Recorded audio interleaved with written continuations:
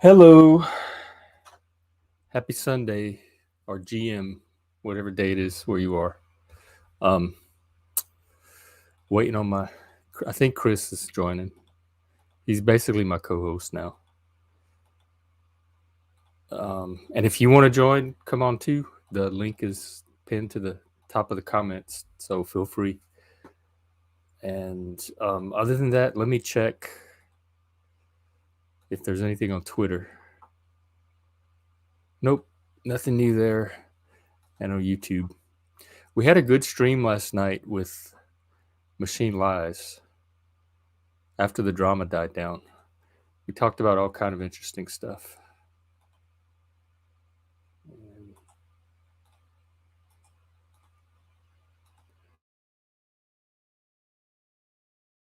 So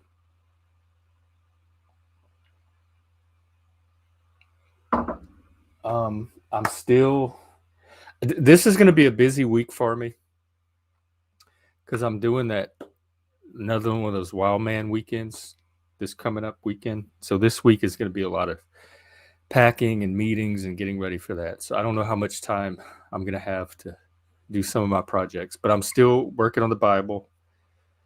I still have that Harold Bloom essay to do.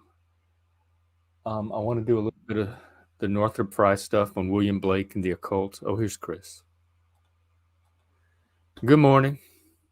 Hey, what's up? Hey, what's up? What's up? Can you hear me? Yeah, can you hear me? Can you hear me? Oh, it says device not connected.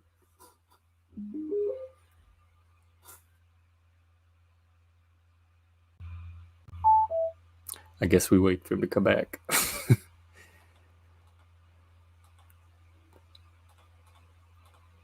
And like, what else was I saying? We're not doing a movie this week, although we are starting True Detective Tuesday. We're gonna do the first episode at 6:30 Central Time. If you want to be a part of that, just email me. Ooh, he's orange. I like that color. There we go. There we go. Okay. Yeah, I can hear you. Yeah, Yeah. also problems today. Like I couldn't get the chat to load in YouTube for some reason. That was weird. Oh. Yeah, so I couldn't pull the link up because I couldn't get the link to load, the chat to load, and then I just had to restart the browser like twice before it finally came on. So What browser are you on today? Edge, same one I was on yesterday. It's just it. I know I have a different problem with a different browser no matter what I use, but this one has been the most stable. I know Firefox was stable for a while, but then it started messing up. So I don't know. It's whatever. Hey, I'm here though. Hey, Adaptable. Happy Sunday. Hey, happy Sunday. Did you go to church? Me? Yeah. No, I don't go to church. Just kidding. Me neither. I went to book club. I mean, church pretty much is a book club, so. Yeah. I wanted to do a Bible. There were some people talk all the times about doing book clubs, and I get excited because I think they're serious. They're going to actually do them. But there was talk of a Bible book club, like Bible study. I got excited about that. Then some people talked about maybe doing a Nietzsche book club. Got excited about that.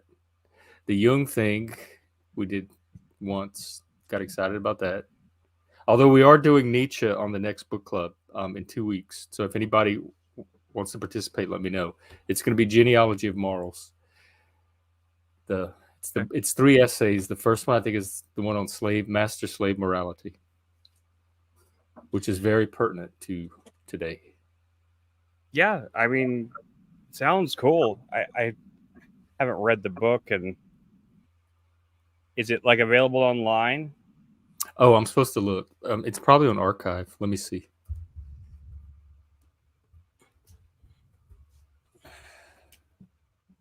You want the Walter Kaufman translation if you can find it.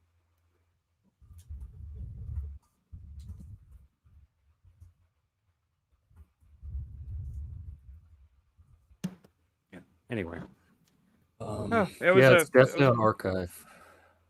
okay. Cool. Send me the link in the chat, and I'll download it. You Dr. no, I was gonna say yeah. Last night turned out pretty cool actually. At first I was skeptical about going to the chat last night, but I was worried that it was just we're gonna get overrun with trolls again. But he ran off, and no, they never came back. So it's pretty cool actually. A pretty good Yeah, time. I did too. That's the kind of stream I was looking for. Definitely. Let's see here. Nietzsche on the genealogy of morals. I've tried to read Nietzsche a few times. I have read it. I've read, well, not this one, but I've read some Nietzsche. But I can't say it really, I didn't absorb it very well. I understood it, I feel like, but I don't know, it didn't really sink in with me. I mean, like, whenever Peterson talks about Nietzsche and stuff, I recognize some of the stuff he says and what he talks about, but I don't know. It never resonated with me quite as much. But I mean, I think in a lot of ways because I've read a lot and found a lot of influence in people that were already influenced by Nietzsche. So, it's like, it's kind of like that thing happens. Like if, somebody sees a movie that was really heavily influenced by this other movie, and then they see the movie that influenced it, and they're suddenly not all that impressed by it, because they've already seen things that were heavily, adapted from that. So the original source doesn't seem quite as important or whatever. I figure it's something like that, but I don't know. I'm definitely interested in checking it out. See how far I can get into it. Yeah, we're doing the preface and the first essay for we're Well, skipping next week and we're gonna meet in 2 weeks. Yeah, we're watching it Tuesday at 6:30 Central Time. If you want to join us, it's one of my favorite shows too. It's the guy who wrote it is from my hometown. He went to school with my brother. They went to the same high school, and and Nick, is it Nick it's Pizzolatto Nick. or Yeah, Nick Pizzolatto, and it's set in the part of Louisiana that I'm from. So there's a lot of personal associations with it too. that's But cool. for me, it's really the act. It's not a detective story. It's not a murder mystery. It's not a whodunit. You're not going to be on the edge of your seat waiting for them to reveal the killer. It's the story is the two detectives themselves and the relationship that forms between them, and Definitely. then the wife I think is the third really good role in the movie, and the acting is excellent, and it's a multi-layered narrative. They work on two or three different timelines, time frames, time periods. So they're constantly I felt like, boy, I think you flashing back and froze there for a forth in second. time. You froze there for a little bit. Probably. You know what? I just reset my router too before doing this. I mean, I don't know. Maybe it's a browser or something, but I don't know. We'll see if it happens again. If it keeps happening, then I'll let you know. It's the connections. No, but I think I really love True Detective season one. The only real criticism I have for it, I didn't feel like it fully paid off everything it set up, but it's still really good. So, I mean, I felt like it hints at a lot of darker things that it seems kind of like a pat resolution. It's just this one fucked up serial killer guy, and it seems like Don't there give was too much away. yeah. I mean, I'm not really. I mean, it's everybody knows it's about a serial killer thing. It's like Not really. But really. I mean, I thought well, that's you what the don't really impression I know got till from it. the end. You don't really know till the end what it's about. I mean, that's what I went into the show thinking it was about from what I got from the advertisement. So that's what I was thinking. But yeah, I mean, if people haven't seen it, I'm sorry. I don't want to, and I don't think I'm giving away too much there. But it is a really interesting story, though. In general, the characters of Rust and I can't remember the other guy's name right now, but yeah, Rust Cole and the other character Marty, are both great. Is it Woody Marty? Harrelson, and Matthew Woody Harrelson? McConaughey. It's some of their best roles ever, I think. Absolutely, absolutely. Say like Woody Harrelson he's been good in a lot of stuff, though. I have to say. I mean, Matthew McConaughey too. He's really underrated for the most part. He got a lot of shit as being like a bad actor for a long time, but I've always thought he was very good. Actually, he did this movie a long time ago called 13 Conversations About One Thing, and his performance in it like absolutely floored me at the time. I mean, I haven't seen it in a long time, but it was really great. Um, he plays like this guy that he's like a young business guy, and he accidentally hits this girl with his car, and he runs off because he gets scared, and the guilt just like eats him alive, and he has this nervous breakdown. It's a multi-character thing, so that's just like one part of it, but the overall like his overall performance is just heartbreaking and really. I don't know. I always thought he got a bad rap just because he did some romantic comedies, and shit like that. Like it was that How to Lose a Guy in 10 Days and shit like that. That movie is terrible. I mean, to be fair, but Hey, the fuck. hey, The guy, fucker. just saw something from Machine Lies. What was he saying?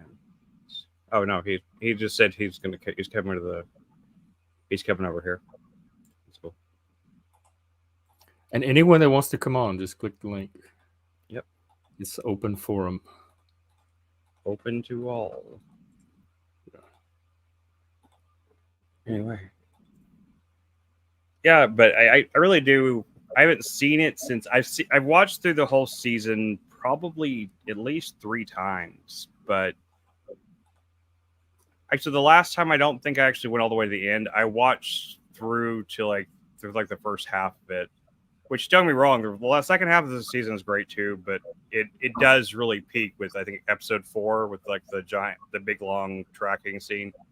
That is I've watched that one episode multiple times just because the filmmaking quality of that one that just the whole sequence is so fucking amazing. I'm not sure it peaks there. It starts to definitely shift. That's just The like the most narrative starts to shift. repeatedly watchable episode to me. But I mean, just because I'm so floored by that sequence, like the way it's done is a technical masterpiece. Like, I mean, I'm not even sure they pulled off some of it. I mean, like the amount of coordination you need to get everybody in their places to hit those marks and do that all in one shot, which it may be faked. Like they do a lot of times, they do fake a lot of those one long shot thing, but supposedly, at least back when it came out, I remember them saying that it wasn't fake, that it was really done in one shot. But who knows?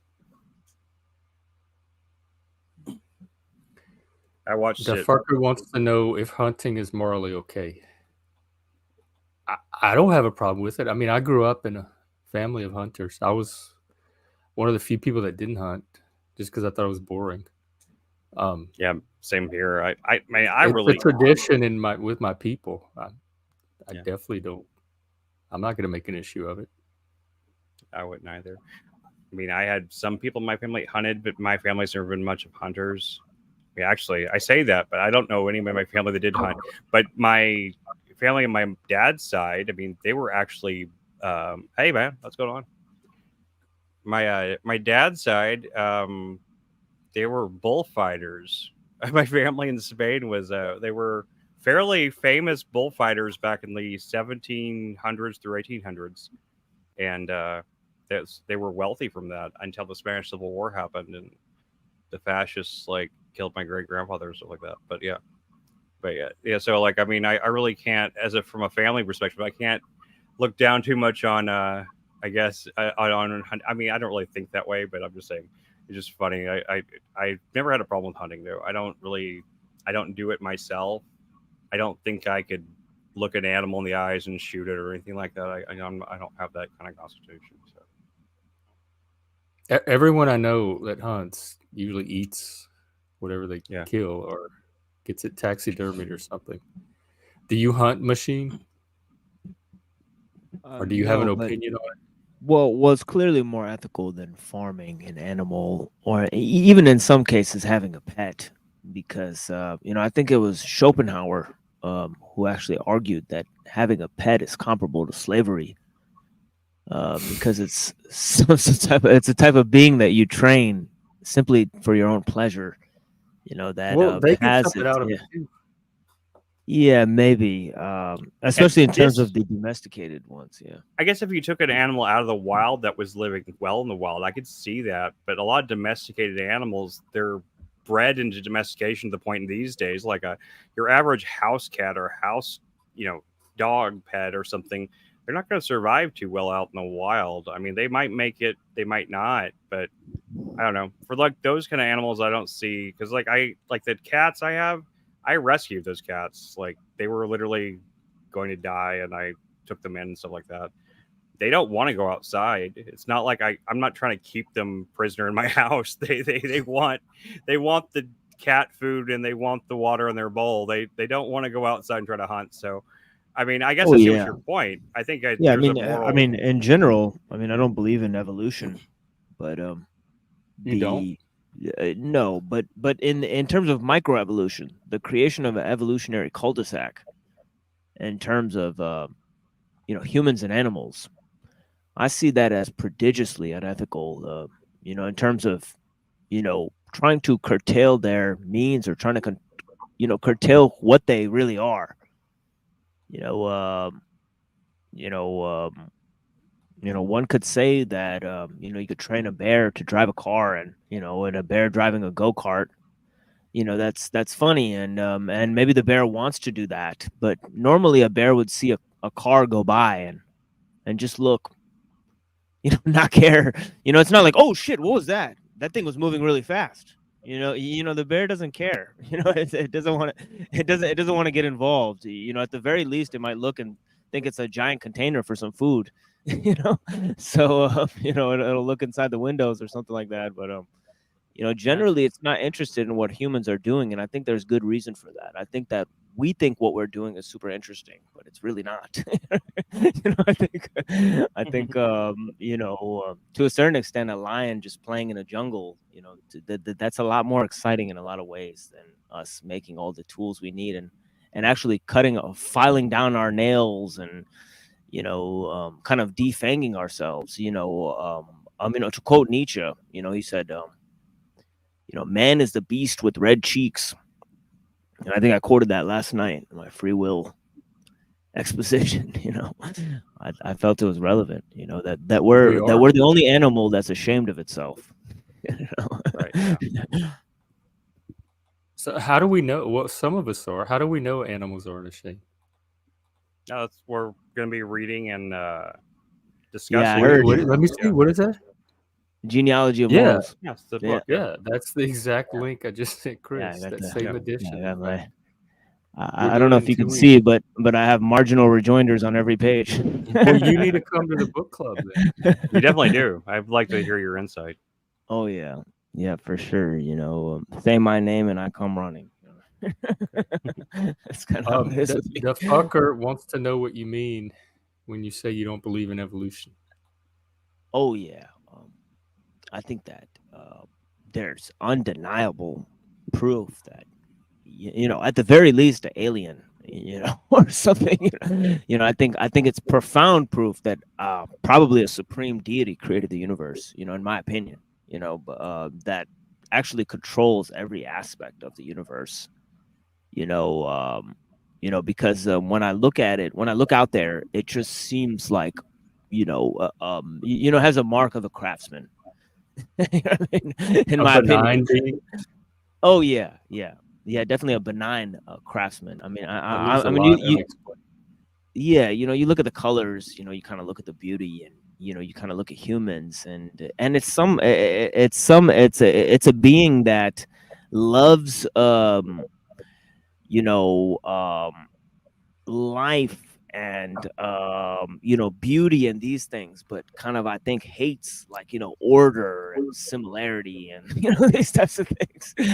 So I think it's like a being that's like I think it's a being that's ultimately a comedian. I think that God is a comedian, in my opinion. A I trickster. definitely, yes, I think of some kind of benign trickster sort of figure running the world. I definitely see that in the design. My personal conception of the the esoteric idea of the creation of all the universe and matter would be, I've said for some time that I think of it as like if God or whatever you want to call it, if it existed as this impossibly perfect bubble of some sort, and then something, it's not clear as what, but something made God laugh, and the laughter being something so unexpected, and so because laughter is surprise, right? It's something that we're not expecting, and we have this reaction to it, and the laughter would be what that initial conception of the logos, the first emanation, as they say, That's would so have been the. wild. That's wild that you said that, because I went to a Hindu temple one day, just to go because I thought it was fun. They had a giant gold elephant in the front, and I was like, look, it's brown people like me. What could go wrong? I said, yeah, I'm Muslim. They're Hindu. Let me find out. It's like Homer. I said, it's like Homer. It's like, brown people like me wrote these stories. What am I not going to take credit for it? I said, that's my shit as much as it is yours. We were Hindus. We was Hindus. Instead of we was Kangs. So so I said, I walked in there, and the guy actually told me, when I was telling him about the concept of language, I said, I think language is, from God. And I was telling him, God calls things into existence. And so silence has to be God, because sound is, in a sense, it's creation. And he said to me, yeah, the God literally, in our Hindu story, the God got happy and he started dancing, and the language, the letters are what flew off of his body when he got happy and started dancing. And I was like, I've never heard shit. that before. That's really interesting. Yeah, I was like, that's cool. Yeah. Yeah, I've thought that for a long time, that if I can think of like how spontaneous creation would happen, and I don't see it as a big bang or like an explosion, but if it is an explosion, it's an explosion of laughter. I feel like there's a joy in the conception of everything that wouldn't be there otherwise, and I feel like if you look at like the Hermetic or the Gnostic creation myth, they don't really specify that part, but it does seem like it comes out of something like that. Like the chain of things, you can see the cycle starting right there. The how this leads to this, and it leads to the next cycle, and it's like this constant like churning of kind of the same pattern, but it still creates these interesting variations and everything. Hold on. Let me. How do you account for evil? The problem of evil. Well, if it's all joy and laughter. If evil doesn't exist, then we have no concept of good. So for contrast, he needed that much evil. I think it's natural. I can experience laughter. I think duality is just just natural. Evil in my life. Well, I think it's like all a question of just how evil it is. From my opinion, and I think I get a raw deal in a lot of different situations. but I think even then still, the bargain for me to quit this life, it'd be pretty large sum on the other side of the equation. I think even for a paraplegic, they're just hanging on to that little bit of life that they have. Yeah, I mean, see, that's what it is, though. You're gonna take it, or and it is that we're gonna face the day. As bad as the day is, a lot of people are gonna face it, and that leads to the question, just how bad is it? I think, I mean, you look at nature. I mean, it's like what I said about the bear. They're not always on the attack. I mean, you see that in the nature videos, and David Attenborough is lying to you. He's saying, these guys are always on the attack, but most of the time they're just playing. And they're not always on the attack. I mean, yeah, it's not all predator versus prey.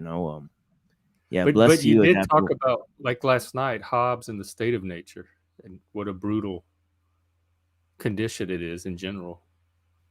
Well, I think that that's Hobbes' view. I incline towards the view of Rousseau more. You know, that man Oh, is born free everywhere, but everywhere he is in chains. You know, and that's my view. You know, you know, definitely that the more comfortable the more comfortable we are in those ornaments of civilization, the more the more enslaved we are without knowing that we're enslaved. You know, and there was a quote to this effect in Elul that I forgot to read last night, but I you wish can I read would it have now. brought it up. Oh, Oh, you have it. what? Oh yeah, yeah, I definitely have it. Yeah, let me go get it. Yeah, I definitely Okay. want to share this with you guys. I think we are born in chain. We're born and we have a physical body that we're limited by. We have our genetics. We have parents, family. We have a particular time and place that we're born in. So we are born into limitations that we have to work within. We're I not think it, like we're free within certain contingencies. I think what's interesting about that concept to me is I feel when we think of like being born to the physical limitations. I think the only way we can deny those limitations from limiting us is by acknowledging them to their fullest extent. You know what I mean? Like until you There's truly still acknowledge your limitations. Like chains. look at the trans people. You're never going to be anything but Yeah. Chris, 42-year-old white guy. Well, I will eventually be 43 and so on, but yeah. Yeah, I mean, But it's I'll a never not be a remarkable. white guy. Yeah, it's a remarkable statement that you just made because this is literally the quote I went to go get. And what's It this says, from, real quick? "Oh yeah, this is from my favorite book of all time called the okay, I can't. Oh yeah, there it is. The Technological Society by Jacques Ellul. You know, one of Okay. the greatest. Yeah, and it's literally like this fat. You know, and I have on the side there the 7 hermetic principles written down there on the side. But yeah, because I thought it's very synonymous with the act of creation. You know, I think it's got like a creative, you know, or technology's got that creative aspect to it. It actually comes from alchemy, you know, but yeah, he says that I do not maintain that the individual is more determined today than he has been in the past, rather that he is differently determined. Primitive man, hemmed in by prohibitions, taboos, and rights, was of course socially determined. But it is an illusion, unfortunately, very widespread to think that because we have broken through the prohibitions, taboos, and rights that bound primitive man, we have become free. We are conditioned by something new, technological civilization. I make no reference to the period. This is actually not the quote. Um, I think I lost this. Yeah, I think I lost the quote. This is actually not the quote. I was But thinking yeah, about it was. Yeah, it was something about how the more man is determined, you know, the more he understands his determinism. Oh, here it is. He says it is open to him to overcome necessity, and that is act and that this act is freedom. The overcoming of necessity is that act is freedom, he says. And he says freedom is not static but dynamic, not a yes. vested interest but a prize continually to be won. And then he says the moment man stops and resigns himself, he becomes subject to determinism. He is most enslaved when he thinks he is comfortably settled in freedom. And that is like Yep. that's like the Yes. bottom line, you know, Mm-hmm. for real. You know, Emerson says the same thing. Absolute yep, power ceases in the instant of repose. It resides in the moment of transition from a past to a new state, in the shooting of the gulf, in the darting to an aim. And we're replacing. We didn't free ourselves from limitations. We've just replaced yes, and like the that's previous limitations for limitations that we've created for ourselves. But we're and still that's exactly the thing. It's like where are people most enslaved? Where they refuse to question things. You know, like people will say we're having a conversation, but they'll ignore the machine we're using to have the conversation with. It's just a thing that people take for granted. you You talking know about a that they language or the actual computer or all of it. both. mean, even language is technology, technically. Because yeah, I can only have a conversation in English, so I'm limited by whatever English allows me to say and think. Well, thankfully, English is probably the most flexible of all the languages, so it's one of the cool things about it. There's very few things you can't express through English, in my opinion. There's so many Greek concepts, though, that don't like subtleties that don't translate that I wish I had Yeah, same more thing in access. Punjabi and in Hindi. There's a lot of Hindu words and Urdu words. I mean, we call it Urdu. That's the Oh language yeah, they I speak. had a friend that spoke Urdu. Yeah, it's like it's basically Hindi, the same language, but it's generally called that for the whole Indian subcontinent. So for Bangladesh and Pakistan and all of those regions, and parts of India, they would speak Urdu. It's kind of like a Indian subcontinent kind of popular language. Do you Yeah, speak very. Urdu? Are you bilingual? Oh yeah, I could speak Man. Urdu. Yeah. Wow. Yeah. Well, I was born in the third world, so I was born in Pakistan, and then we moved here, So yeah, I'm actually was born an immigrant. I'm an American citizen now, and Wow. I'm proud to be one. You know, you know, I would say that. We're proud I'm to have you. definitely. Thank you. Yeah, I'm definitely not Pakistani by any stretch of the imagination, but yeah, yeah. I know more about the American Constitution, and actually, I studied political science, and I read the Federalist Papers. I even read the Anti-Federalist Papers. So I've studied a lot more about this country than those people who might question my affinity for America. Because I am a Muslim. And that is a constant trend. People think that just because you're Muslim, you hate America. And definitely there is I think it was like Michael Shermer who said Islam is like the last civilization on earth to not reach enlightenment. And I think it Did was he like, mean Western, like technological enlightenment? of course, it's got something to do with it. And there's also the concatenation of terms, Judeo-Christian. You see that a lot. You see people say there's a Judeo-Christian ethic at play, or there's a Judeo-Christian, and it's often conflated with Western, and that's why my book is so subversive. because I actually dismantle this one concept, Judeo-Christian, and it's linked to something called Western, and I take all these Which is concepts. Greco-Roman Judeo-Christian. Right. That's where I imploded. That's where I imploded because the Greeks did not consider themselves quote unquote Western. so there's a red flag right there. So the tradition still exists. It's just the use of the term Western to describe it. Well, no, it's the whole first is the concatenation of Jewish with Christian values.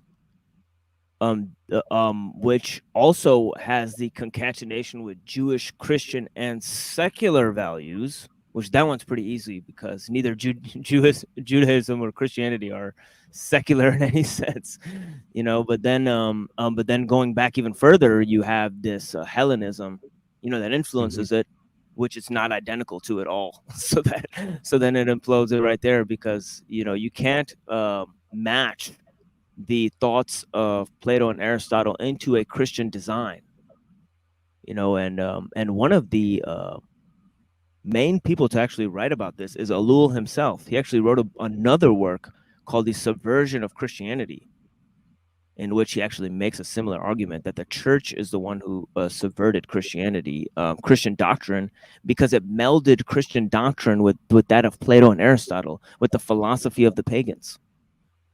Yeah, theology is a Greek invention. Plato was the first Yes. theologian, or one of them.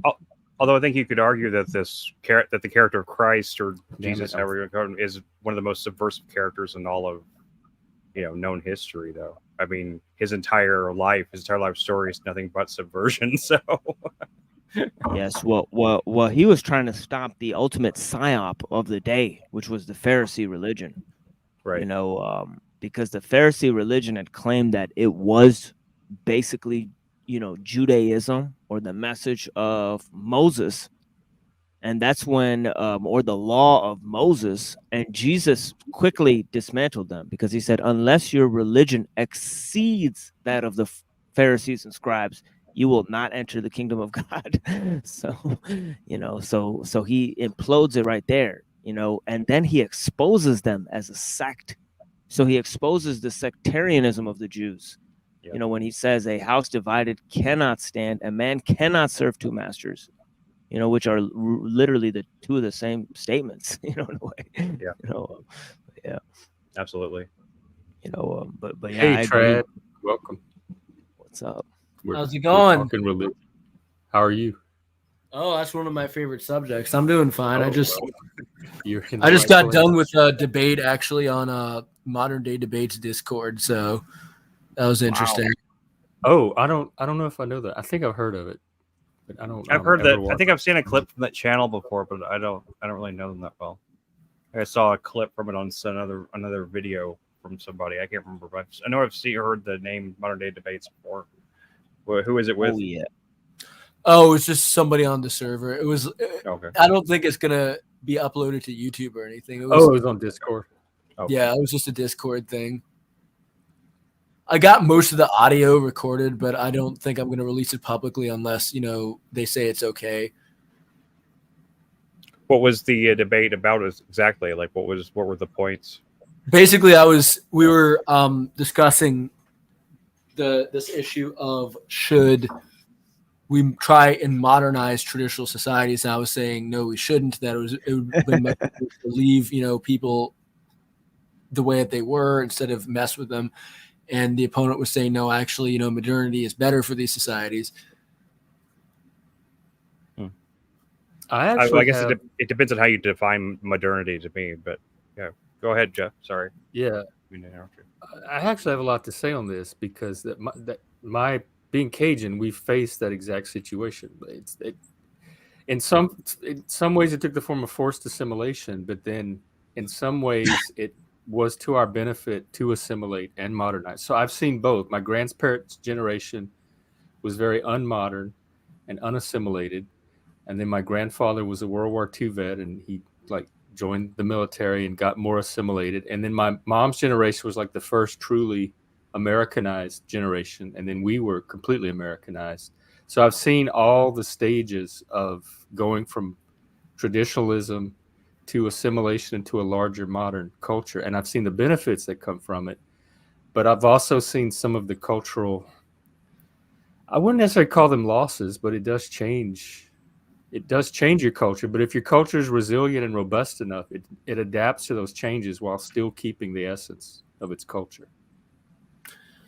Yeah, I mean, I would like to, I would like to see a world where we can have an integrated sort of like neo-traditionalism where these societies still preserve themselves, but at the same time have, this modern framework. But the problem is that I'm increasingly coming to think that the entire modern framework, though, in itself is just destructive, and that there's not really. You don't believe in Wakanda, Trad?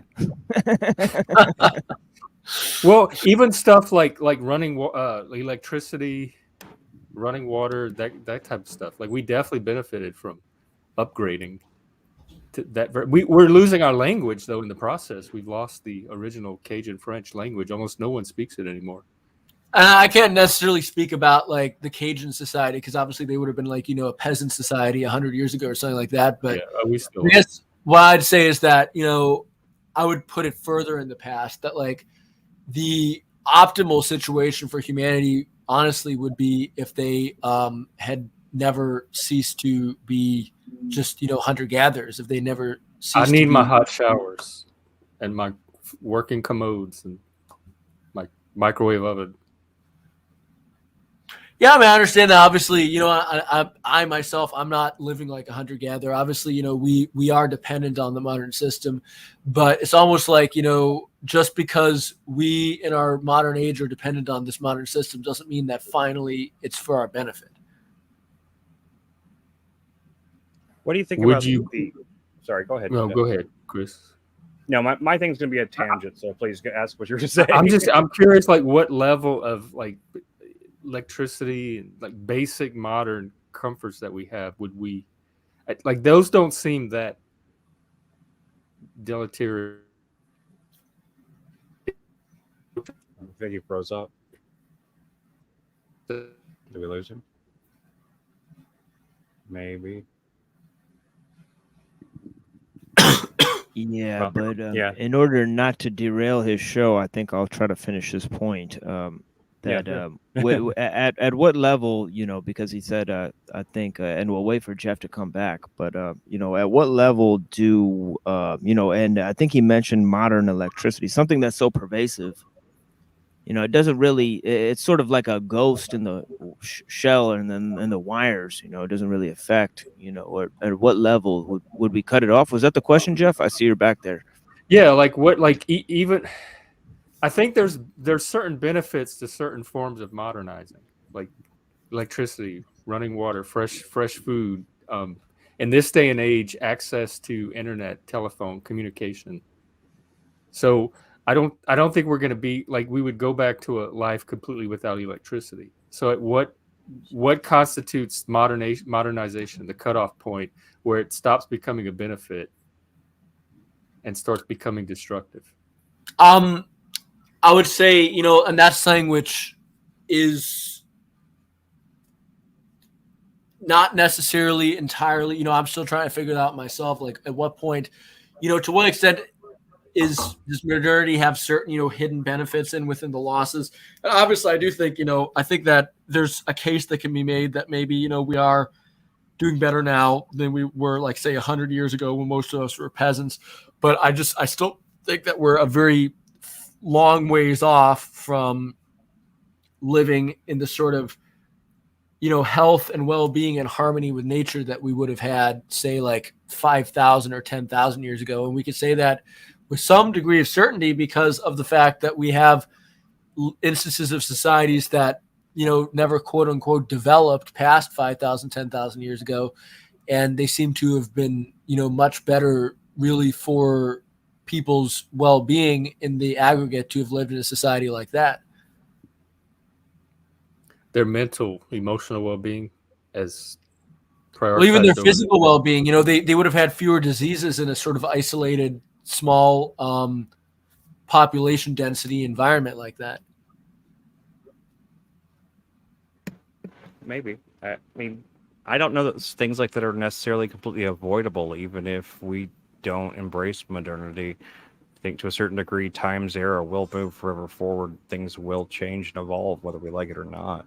Like, I don't even dispute what you're saying. I think that there's some truth in that, but I think it's almost because, my understanding of time, rather than being a sort of like linear progressivism, I believe in a sort of a cyclical view of time whereby you're right. Eventually we will enter, a time when everything basically goes downhill and we have like we're living in what the traditionalists, I'm not necessarily saying I agree with everything that like Rene Guénon said, but like the traditionalists would have talked about the Kali Yuga, right? This time when everything goes downhill. And I think that's what we're living in. But just because that's inevitable doesn't mean that we should just, sit and embrace it, right? That like perhaps everything's going downhill, but what we need to do is we need to learn from the people who lived before everything went downhill and what did they do in their personal lives and in their societies that made them not prey to the discontents that we have in the modern world. I do appreciate the idea of time moving in cycles. I feel the same way, but I see it a little differently. Instead of like, as we're talking about True Detective, instead of the Russ Cole conception of time as a flat circle, I personally think time is a spiral. I think that it does move in cycles, but ever forward at the same time. Because otherwise we would literally be constantly going back to the Stone Ages or something like that, and it doesn't seem like that's the case from what we know of history. I do think what you're saying is correct in a lot of sense. I just don't think that it stays that cyclical. I think, like I said, like a spiral, it moves ever. Well, I really think of it more of that side, more in a linear type sense, I guess. almost like the way DNA looks, like the ribbon, the ribbon kind of spinning like this. Well, I will say this, that in terms of the views of the Hindus, of course, the traditionalists finagled this view, and because they wanted to refurbish it in terms of the Advaita Vedanta. So they wanted to take this singular doctrine, basically a heavily monistic doctrine, and part of this came from Gonan's own kind of venturing into Sufi doctrine, because Sufism, they have kind of a pantheistic view of the world. But naturally, I think the Hindus actually suggest that we devolved from a much greater civilization in the past. And in my opinion, there's no proof that that didn't really happen. I know it's like considered total crazy conspiracy, like ancient aliens type of stuff, but the fact is that the fact is, having cast all that aside, the fact is that Plato and Confucius and the Egyptians and the Hindus and the Persians, they all said that we came from actually a much more advanced civilization in the past. Even though we thought of the Greeks and the Persians and the Hindus and the Egyptians at the time as the apex of civilization, they did not consider themselves the apex of civilization. They nearly considered everything they learned to have come from a much older, much more advanced civilization in the past. That's true. And to think that we live in the most advanced civilization possible, or that time is moving in a linear way, of course there's no going back, completely. And then there is a sense in which going back to a much simpler time is A, not possible, and B, not optimal. But in another sense, it's obvious that the modern lifestyle has been imposed on modern man. That it has caused them to dissuaded them from following traditional values, and that has led to a sort of global society, that is all pervasive. As Alul says, he says conformity in our age is nothing more than conformity to the technological system. And I do find that to be the case. I think it's that we can't actually organize human society in any considerable way unless we take a look at that problem, and say, well, there's just how much control do we have? If there's no going back all the way, because if you go look at the poorest places in the world, they still have like steel pots and pans and stuff, and 85% of the world uses cell phones now. So to a certain extent, where can you go? And also we're dealing with a global system. So there's no situation where a more technologically advanced society lives next to a less technologically advanced society, and the greater technologically advanced society doesn't conquer the other one. So it's almost like, in terms of this, there's a global system. Who's running the show? Nobody knows. It's being imposed on us. And the only semblance we have is to think of what life could be like without it. The only choice we have in organizing our lives, to any extent that we can or are personally responsible for organizing them. In my opinion, Is it just one system that's being imposed? It seems like it's different. Yeah, so in each a lot of region. systems, I think it's a system of systems. They're like more of an ecosystem than Yeah. a monolithic structure that's being imposed on everyone. Well, I At least feel like currently. I feel like the one mediator or connector between all of these systems, is technology itself. And I don't think that's too general of an explanation, because we know what technology is. It's planes and wires, right? That's connecting everything everywhere. And people say, people bring out this grand thing. They say, it's about economy. There is no economy. It's planes and wires that just connect shit together, and you know they're like selling shit to people. It's like, why do we need to do that? You know, and it's like you know, it's a good question. For me, I mean, I think simplicity is key, and you know, the less questions I have to ask about where everything's coming from, you know, the more comfortable I really am. But you know, if everything's coming from everywhere, then you know, and I have to check the tag, you know what I mean, right? Then you know, I mean, how free can I be? You know what I mean? You know, in a Do sense, you not you know. feel free? Like I feel pretty much free to execute my will and vision within my limitations and capacity. I don't feel like anybody's restricting me from too much of what I want to do. Well, I feel that you know, definitely you know, how do I feel? I feel Muslim is the new black. You know. Muslims been the new black since 9/11 at least. Yeah, if not before. exactly. You know, so yeah. I'm like, you know, I have a lot of displaced rage. Oh, do you? Toward You don't seem like America a or very white rageful person, really. people? Well, that's because of my religious practice, I guess, you know, but yeah, I may have discipline, but yeah, I'm you know, you know, as Malcolm X said, you know, that you know, you know, if somebody calls you an extremist, you know, well, yeah, I'm an extremist for justice and those things, you know, I'm extreme in my pursuit of them. You know what I mean? So you know, I don't mind that, you know. What do you think of the concept or the idea? And I'm saying this much to trad culture as well. I have this idea. I mean, I'm not saying this is like a solid belief of mine, but kind of a theory, I guess, that as someone who kind of like, even if I don't necessarily identify myself the label of a centrist, I'm basically a centrist. But I also, as from the center, I see that even though I don't like the extreme right or the extreme left culturally or politically or whatever, I do see the value in having these two extremes tugging on that rope. The tension between them creates a kind of almost a purified form of progress when it's working properly.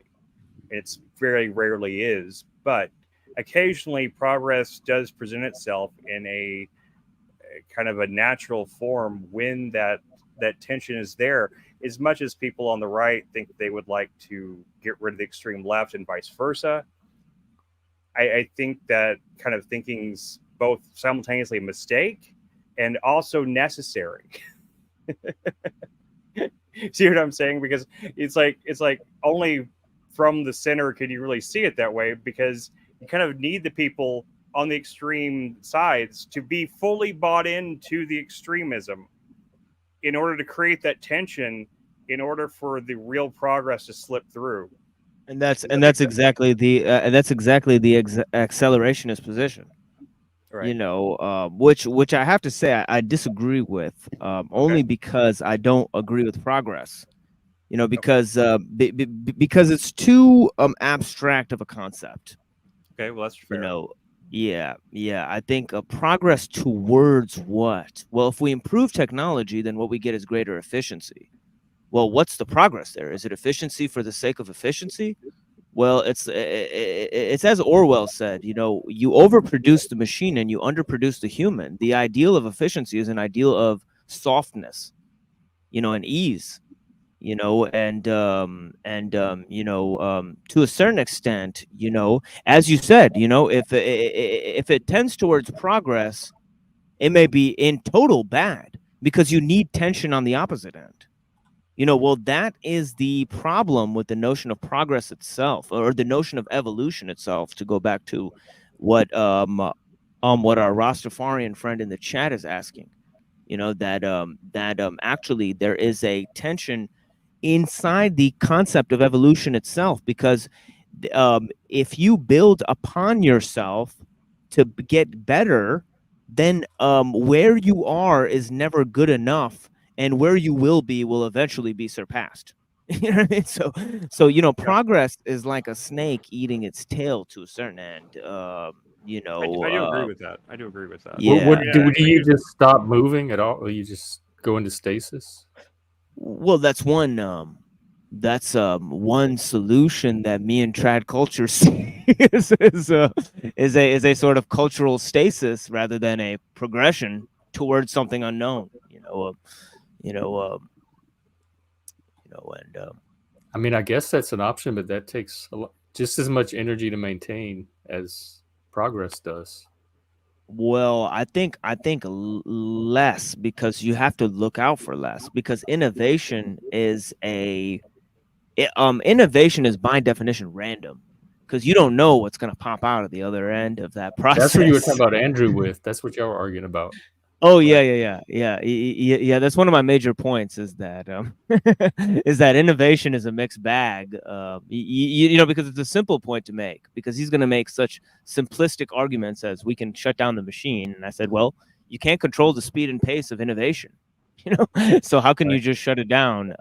You know, are you going to stop people from inventing things? Well, You that's what we're know, faced with AI, because some people are advocating trying to control the innovation of AI, which I don't think that's going to happen. I think once the genie's out of the bottle, the I feel like innovation going to be go ahead. there. yeah. I mean, yeah, I agree with that too. But I was just thinking though that I feel like, you know, if we were to put things in stasis, it might seem like stasis, but ultimately entropy will win out. So without the constant attempt to start building, even if it's not progress, even if you're just building forward to some degree, even if it doesn't actually amount to what we think of as progress now, without that attempt, I feel like everything dies. Yes, and I don't necessarily see that's another problem with evolution, is that evolution actually defies entropy. Well, I suppose that's true, but You I don't know. know, I think entropy is like just that about one it. state. I don't think entropy necessarily, but it has. But that's the tension, though. Evolution and entropy are the things that are in tension with each other. They are defying one another. yeah, and that goes to the greater question, is that we're actually describing the situation by inventing these two things, you know, where neither Oh, one of that's them true. really exist. You know, where really is equilibrium. You know, Right. there's neither entropy nor evolution. So not total traditionalism and not extreme progress, like accelerated progress either. Right. But can you how much of either of those ends can anyone control? I think that we have a considerable more control over how we manage the rights, the cultural rights, for example, for the young men in this society, you know, than we do for you know, controlling the speed and pace of scientific innovation. You know, because like that's like a runaway freight train with outrageous cargo on the one end, and on the other end you have like 2 or 3 bylaws and shit that you have to follow. Yeah. You know, I don't know if there's any and then, stopping the acceleration at this point. I mean, like what we went from literally not having electricity to having this that we're doing right now, the computers and the internet and talking to each other. I mean, none of this was even conceptually possible 200 years ago. So it's pretty insane that human existence existed for that long. And well, if you look it's at almost hard to almost believe, really. yeah, well, if you look at almost every existential risk to humanity at the moment, every single one of them is like technological. It's like 10 ways that we're going to destroy ourselves with the technology we've made. You know, Yeah. so yeah, the existential crisis of humans is based on the problem of technology, and that's essentially why they don't want a layman to know about it, is because they don't want people who are not the elites to get busy in making such decisions for their local community. Because well, when it comes down to it, and they see these problems firsthand for what they are, the scale of these problems, they will take control of their local communities, and these people do not want them to do that. Right? You know, they don't want them to look at that the problem is the one thing we take for granted is technology itself. You know, that we can't, you know, that's the one thing. That's the one thing you won't let go of. You know, because it is overarching convenience for you. You know, and that's how that's how they rule you. You know, I don't feel ruled though. of course not. Of course not. Is that just You an know, illusion? well, yeah, well, I think in a sense it is because and this is what I was trying to explain to Andrew Wilson. You know, that he does not engage in the technological world by choice, but by necessity. You know, you know, it's clear that once they build the road, you have to move along the paved road. You can't just walk around the grass and, you know, through the forest and cut through Well, I there. bet. Well, you know, that's you know, the outskirts, you know, I the do see your outsider. point though. They are carving out a path of least resistance that eventually it's just going to be easier to follow. Well, it's just a physical path. They're carving out a physical path, and you have to walk along it. Right. For example, to get to the other side of town, you're gonna have to get in your car and go along the road. You know, the choice to do that is based on the fact that there is cars, there is roads, and there's a map that shows you where to go. There's GPS. You know, Yeah, without sure. GPS, people wouldn't go to places. I You know, don't or use they'd go to GPS. That's different not true. places. I mean, I Well, grew up without GPS, and I used to. Yeah, I'd find I can maps and find my just go way there. anywhere without I'd a find my well, way GPS. well, well, somewhere well, another. well. That's not what I'm saying. I'm saying that of course you can, but I'm saying you are led places by GPS. Sure, You that's know what I true. mean, right? I do You know, use it, so but before it yeah. existed, I still got places. But yeah, I know what you mean. Like people have become dependent on it now. They would probably find it much harder to navigate without it, certainly, and they Well, it's not probably really. just wouldn't go somewhere. Yeah, you're right. Well, They would probably choose not to. say you want to get something to eat, right? Say you want to get something to eat. Well, you're gonna look at the things that are listed. Now, say they forget to list a restaurant that's in your local area. You know, and they can choose to do that because they don't like the business, Yeah, they hate the business owners, they want small businesses to fail. It could be any number of reasons that those people didn't give Google money, whatever it might be. You know what I mean, right? You know, it could be any number of reasons that that one restaurant wasn't listed, but you'll go to the ones they listed. Most people will because it's and most convenient. will. This I is would what it say, is. I, And that's the thing is that the machine is telling you where to eat. At the end of the day, the machine told you where to eat. You didn't go look for a good place to eat. You know, or you weren't walking around town and you said, "Oh, let me choose this business. Oh yeah, this is a nice place. Oh yeah, Louis works here. You know, I haven't seen Louis in a while." You know, that's not why you went there. It's less about, you know, your own choice, your own experiences. Of course, you know. yeah, for the No, majority of people, it's true. Yeah, yeah, even me, like I don't go to places that I can't find on the internet. I don't even know they're there. But I do let's see, magic technology. Oh, I do agree about regardless of all the other stuff, the men they need initiatory paths. They need mentorship. They need some kind of tradition. Like I think that is tradition one of is the important. yeah. We haven't had that for generations. Like Robert Bly traces it back to the Industrial Revolution, but it possibly even before that that started to break down. Well, I mean, wouldn't it be perfect if, in the modern age, we could have a group that tried to maintain those traditions? You might even call it something like, I don't know, the Traditional Culture Preservation Society or something like They have like groups Absolutely. like the I wish Mankind somebody would Project. invent that. that. They have men's groups out there, but they're becoming woke and kind of feminine. Like they're not. I'm not even the most masculine person, and they're not even speaking to my needs for some kind of masculine tradition. So you're left with the Andrew Tates and all of that's what's going to fill the void if we don't come up with something more constructive. Yeah, I mean, well, that's unfortunately that's the way it is, right? That like because we can't actually seem to understand, like these navigating these ideas like male female relations or even like what it means, what manhood means, what womanhood means. We're just like doomed to this eternal cycle of self destruction. It doesn't seem like we're really doing that much better than we were doing in like the 60s or 70s or something. Like, you know, it seems like we're pretty much mostly in a state of stasis where things haven't really developed and we haven't really progressed. And this is another way to demolish the progress narrative, is that we haven't really seemed to progress in any meaningful sense from where we were, 50 years ago when it comes to these things, really.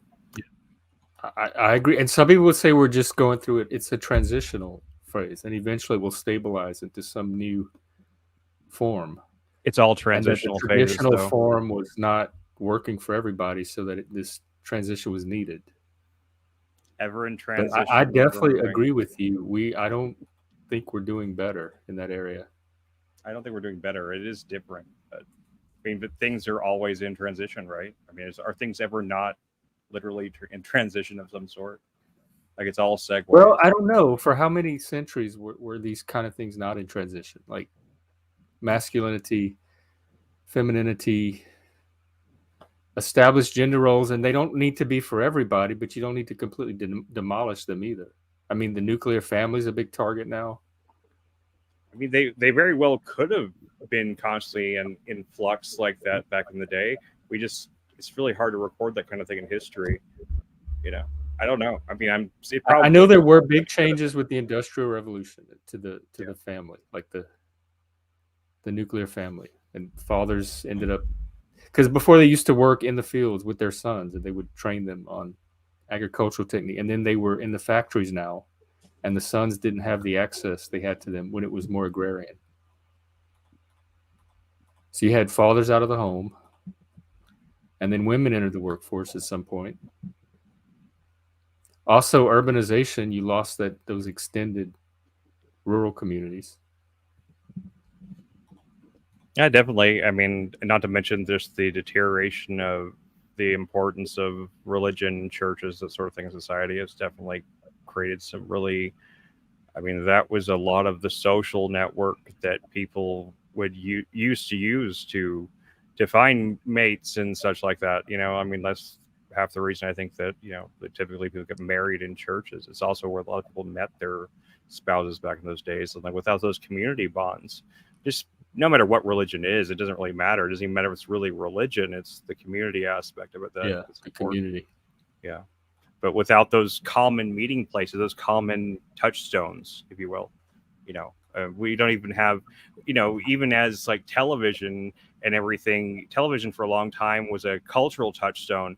Like so many people watching that one show kept everyone sort of like in a conversation with each other to a degree. And now, now we have literally a billion YouTube channels, and everybody's got their own little mic, and it's really cool that we have these little micro communities and everything, but it does on a larger scale break down a lot of things that used to kind of keep people in, like I said, in a cultural conversation with one another, even if it was a shallow one, I guess.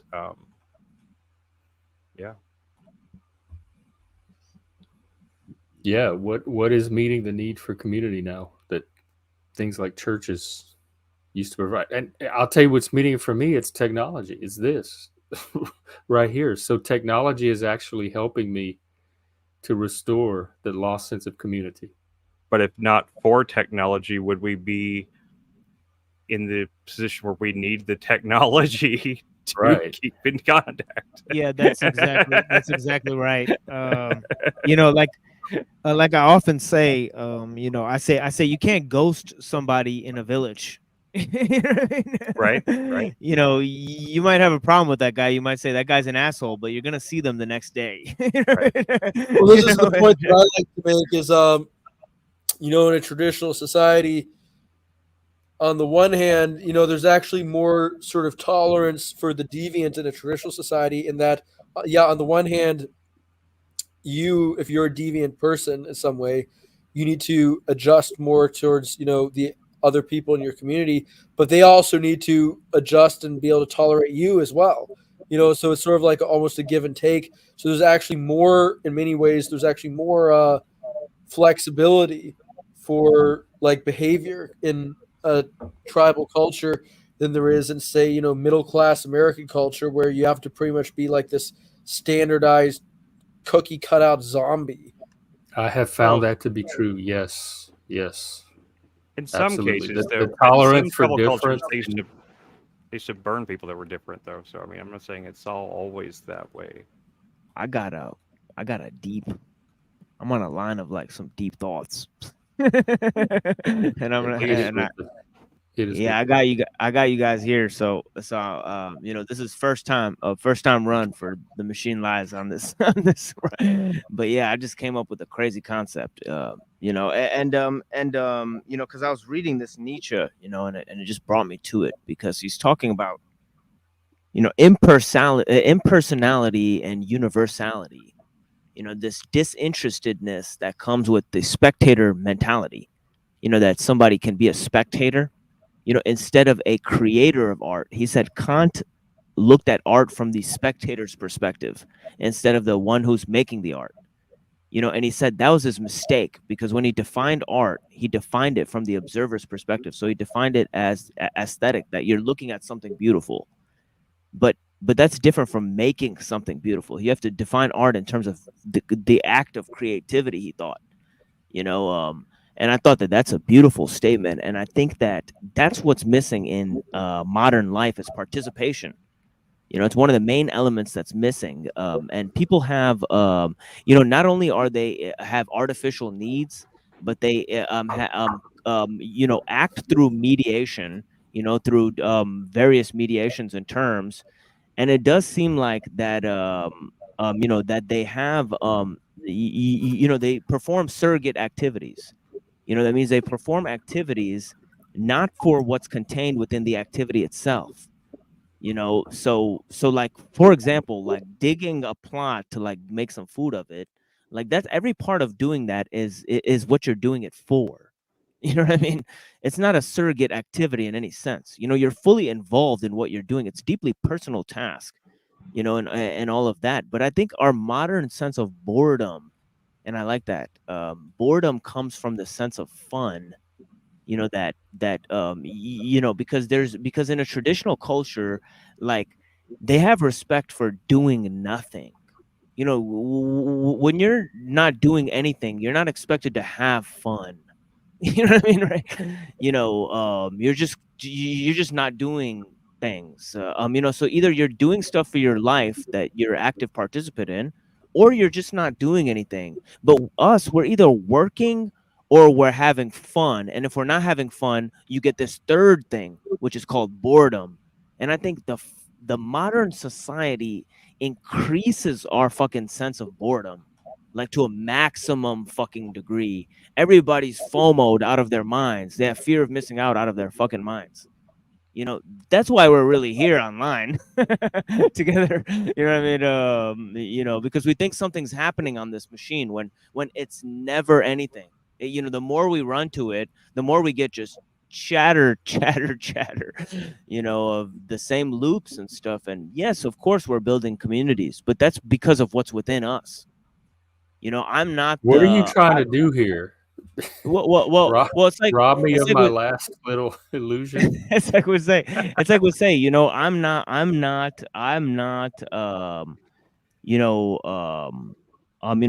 just a member of the tribe, but I'm a bearer of the light within the tribe. You know what I mean? And that's why we're really here. It's something I feel we're like we're doing something here. Of I feel like course. we are. I have the illusion of doing more than I would be if it was just me sitting in my bedroom by myself. But Yeah. of course, but look at last night, and I do that to show people something.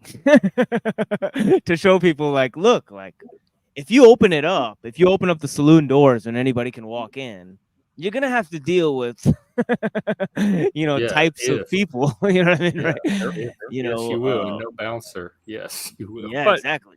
But bullies, like, hit that guy. I have no reason to mention his name on stream. I don't think. You Yeah, he know, loses subscribers. So actually, I don't want to harm him in any way. But yeah, he's actually losing subscribers from trying to attack. Oh, I noticed that. I was like, 'cause he had like 560. Right now, he's got like 540. Yeah, exactly. So he shouldn't have went toe to toe with the Machine Lies, but it's okay, you know. but hey, like when everyone stood up to him, because he's basically just a bully anyway, and when everyone stood up to him calmly and didn't back down, he just ran. You know, it's really not that hard to deal with people one way or another. Now, it doesn't always work. Some people are not mentally capable of understanding that and leaving, but some people, but he, you know, he was just a bully, and you stand up to the But- bully, and a lot of times they leave. Yeah, so. you gotta show people that. You know, that look, you know, somebody's flashing a gun in my face, all that stuff. I'm not afraid of anything. I speak my mind because I'm here to speak my mind. You know, and no nobody on earth can stop me. You know, it's like Bodhidharma, you know, when they asked him, you know, what is the truth? You know, the emperor asked him, what is truth? And he said, vast emptiness, nothing sacred. And then he said, so who's facing me right now? And he said, no one. And he turned his head away from the emperor, you know, and he walked away, you know. And the guy said, he told his minister, he said, somebody go and get that fucking dude and bring him back here so I could ask him some more fucking questions. And the minister said, even if the whole country were to go after him, he wouldn't turn back. You know, and that's really what it is. You know, you know, that's how you stand up to a bully. You know what I mean? Is you Bodhidharma them. Sure. You know. No, yeah. I mean, I lost my train of thought, but yeah. I mean, I think we're doing something here. I know what you're talking about, though. And I do agree with what you said about the lack of participation in art and stuff like that, that people see it as something strictly for entertainment, strictly something to be observed instead of something to participate in. I've had my own theories about that for a long time. I always wanted, when I used to do, you know, live music and stuff like that, I never really got to the place where to do it, but I always wanted to do shows where it literally involved the audience in the entire show. You know, I was going to we were going to do things like have game show type like activities and stuff where we'd bring people up on the stage. We did it a little bit when we did we used to perform as Kentucky Nightmare, me and my friend did. And we would just like kind of like we would come up with really dumb prizes and stuff and get people to do things just to get them out of the crowd into the thing, make them feel like they're part of the show. And it really did. It just the little tiny experiments we did, it really worked. I mean, it really get really good. I always wanted to do a show where I could build a giant Plinko board like from Price is Right and have play Plinko and stuff like that throughout the show, you know. And it's like there's no reason a concert needs to be just music, you know. It can be a lot of things. And I really wished there's more people trying to do stuff like that, you know. It's not really easy to get a place. Part to of do it a is show around Dallas right now. getting people off their computers in the first place, like getting anybody to do anything live. People It's do harder still get now out than it here. was. People That's still do something get out that to shows here, but yeah, that's something that if you guys could help me set up would be fantastic. Somehow that we could set up on my show a musical component so that we can actually play music and rap over the music or do something over the music. You know, I would definitely just go into musical performances on my own show. Or We bring used to in do open mics during COVID. You could do an open Yeah. mic. People could bring their music. Yeah, poetry, whatever. but the music sounds so shitty over StreamYards. I would need somebody to go into the studio and work on it with me, you know, because playing music in StreamYards is horrible. I mean, it actually sounds like shit, you know. So I don't know how. Is it better Yeah. over Zoom? It's something's missing. There's some way to fix that so that the audio is coming through your actual, you know, just as I would talk into this mic, it would come as easily as that, you know. But I don't know. As you could play it off your computer or something. I don't know. But if there was a way, or maybe I would have to plug in an external component into the, you know, device there, you know, and you know, do that. We can talk about it later. I have to look into it again. I haven't looked at it a long time, but I at one point was working on making something like that work. There used to be a DAW that had a networking component built into it so that people could record and play together over the internet. And I tried it at one point, but this was like granted, 7 years ago, maybe longer than that. But it worked well back then. So if I can find that program again, I'm sure it's evolved somewhat since then. It's probably gotten better. I mean, heck, my internet connection now is 1,000 times faster than it was back then. And it was working back when I was in Texarkana. Because So, I'm yeah. because I'm talking about serious lyrical talent, like Jim Bob. I'll eat your heart out. Like it'll be crazy. Like I'll literally do like songs, make up songs on the spot, like comedy songs and stuff. Like it'll be Definitely, yeah. be a blast, Like let's get together and just talk about it sometime. Like we can figure something out, man. I mean, I'll just have to do some research and figure out what kind of software is out there to assist with it. But I mean, I'm sure, especially during COVID, I'm sure people came with all sorts of things to play music together. Beyond StreamYard and stuff like that. All you have to do is just stream everybody plugged into the same program, and then we stream that feed, into StreamYard. So, or Zoom or something. I don't know. We figured out a way. We figured out a way to record it. Maybe do it in advance or something if the recording quality is just too bad through StreamYard. I don't know. I do notice that every time music plays through StreamYard, it does sound like shit, no matter what it is. And if you share your screen with also audio coming from that screen, then if you try to talk over it, it'll cut your voice out. So that's a shit. Yeah, it's horrible. Yeah.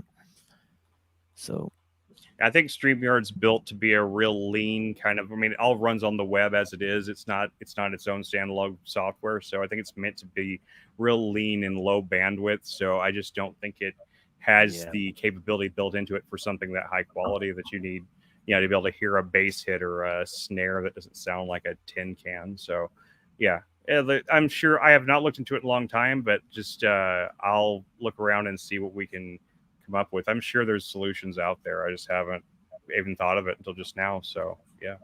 Oh well. Bye TCPS. Okay. Yeah. Take care. Good talking. Oh yeah, he writes it in the private chat before he leaves. Oh, did he? I didn't see it. Yeah, he always does that. Yeah, he sneaks out. He's like, peace out, guys. Yeah. And if anybody else, Adaptable, if you want to come on, Adaptable. You can leave your cameras on. Adaptable is the truth. He's OPS. Yeah, because I think Jim Bob uses OBS. That's how he gets the clouds. Yes, OBS is probably a much better way to do it. I had some luck with my experimentation with OBS back in the day, so it is a good platform. Yeah, I made a lot of videos on that. I think I made episodes 4 through 7 on there. So of the Machine Lives, and 7 is really the one where I go over genealogy of morals. I go over that. Well, maybe we'll watch it before. Yeah, well, it's not all about that, but I know the third part of the video because it's 3 hours long. But yeah, one of the parts of the video is just all Nietzsche. I go through 2 of his major works. I go through Beyond Good and Evil and Genealogy of Morals.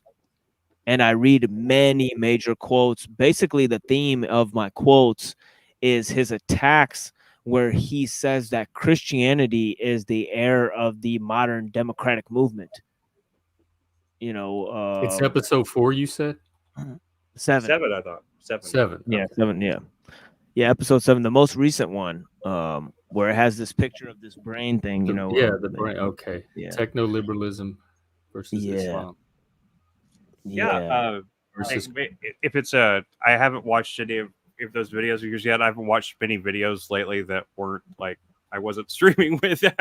Then I just met you recently. I didn't know about it, so I haven't seen it yet. But I would like to go watch it. Maybe we could do like a thing where we like watch it on stream with you and stuff. Like you give us some commentary, maybe some further insights into it. It'd be pretty cool. Oh yeah. Yeah, I got that. It's really a 3-hour lecture, and I go through Rousseau, Carlyle, Nietzsche, all of these thinkers in a row, and talk about how they rebelled against modern society. Really, they wrote against modern society. They wrote against science, and they wrote against liberalism. So, and they actually conflated technology and liberalism into one theme, because they were writing in the 1800s, from the 1600s to the 1800s. They were post-Enlightenment thinkers, and yet a lot of them come to the conclusion that Islam should have conquered Europe, and that is a crazy critique of modern secular civilization. They say, because they say that if Islam was a kind of reproach against modern secular values, and Muslims are still like, in the the medieval ages, or whatever, then Islam is the solution to the modern age, they thought. I'm sitting here like a Muslim, from Pakistan, and wondering why all these white philosophers are saying this from Europe. It sounds ludicrous to me. Like how could the cream of the crop of Western intellectual scene, like Friedrich Nietzsche, make a statement like that? Is it, is he really not self-aware? What made him capable to make that statement is his Western learning. You know what I mean? Right? So I'm just talking about the paradox of that, like that he's standing on the mantle of Western learning to reject Western learning and saying it's Christianity that did it, but Christianity rejects secularism. So there's this whole concatenation of views, and which leads to this thing today, which is right-wing Nietzscheanism. And you see that. I didn't think about that, but I did. There is definitely a right-wing love for Nietzsche right now that I don't think used to be there. I grew up with the idea that Nietzsche was a very left-wing type of thing, and culture has shifted this way. Yeah, I just think that was mostly because the stupid, unintelligent interpretation of the literal statement that God is dead, and therefore people on the right, being moral of the Christian persuasion, thought that Nietzsche was a godless heathen that didn't understand anything about God, even though he's the exact opposite of that. People just didn't read Nietzsche. But it's the same way that people thought the Beatles were evil because and John Lennon said that they were bigger than Jesus, and it's like people just couldn't take a joke, they heard Nietzsche said that God is dead, therefore Nietzsche's evil, and it's just a completely ridiculous statement. But that's the kind of thing I grew up hearing, though. I mean, I grew up in a Christian cultural context that thought the last temptation of Christ was heresy, which it's absolutely not. Even in my most devout of days, from growing up in church and stuff, when I finally saw it, I still this day can't understand how a Christian could watch that movie and not be able to separate the fantastical element of it from the rest of it and think that it's actually trying to make a statement that it's clearly not making. It's a very Christian movie, really. And it's ridiculous, but that's the kind of thing I grew up with all the time. I found out a lot of the things that I thought were, or I was told growing up were wrong or evil or something, had nothing to do with any of that. So the Christian right wing in the 80s was really fucked. Oh yeah, I could imagine. Well, they didn't have the power. I don't know. I never saw them as a huge threat. No, they weren't, but they were. And it wasn't all have Christianity. The internet. It was the fundamentalists. It was a certain sects and denominations, and not even everybody in those sects. And Christians, my best friend after high school was a Pentecostal girl. Sure. No makeup, wearing blue jean skirt, hair down to her butt. They'd catch the Holy Ghost in the paper bag, and we were like this. That. I grew up with some of those people. Yeah. Paper bag. Even Christians that you wouldn't think would be that way were pretty. And it really wasn't their fault that they thought that about Nietzsche or something like that. What were they supposed to do? Go out and buy Nietzsche's books and everything? They thought that about everything. They thought about music and the Hell's Bells shit and everything about how all rock music was evil and stuff like that. Yeah, I still think it's hilarious this day. I grew up, hearing things like Ozzy Osbourne is Black Sabbath was like the devil's music. If you actually listen to most of his lyrics, he's really moralistic and really, really not praising the devil or anything in most of Ozzy Osbourne's lyrics. They're like War Pigs, most or Alice or Mr. Crowley. That song is literally a song criticizing Aleister Crowley. Like it's bizarre to me. Every time I think about the kind of stuff that I grew up thinking was one way, and like as soon as I got to my teenage years, and like you break away from that stuff, and it's like so silly, this stuff that people would get up in arms about. Really, I remember seeing that Hell's Bells documentary at the church I guess we were going to at the time. I remember seeing them projecting it, at the front of the auditorium, whenever I was like 8 or 9. It's just ridiculous. There's a book in my parents' house called I can't remember what it's called, but it's literally a book that lists all of the toys that kids play with in the 80s and explain how every one of them was satanic in one way or another. Talking about everything from Barbie to G.I. Joe to Transformers. They were all some form of occultic Satanism that was trying to corrupt your children. I love that stuff. I love that stuff. That's what I strive to do on my show. just go, Sonic the Hedgehog is about alchemy. Yeah. He goes through a portal. There's chaos emeralds. It's obvious. There's this evil scientist that's a Nazi that's trying to put animals into robots. Well, even though animal souls.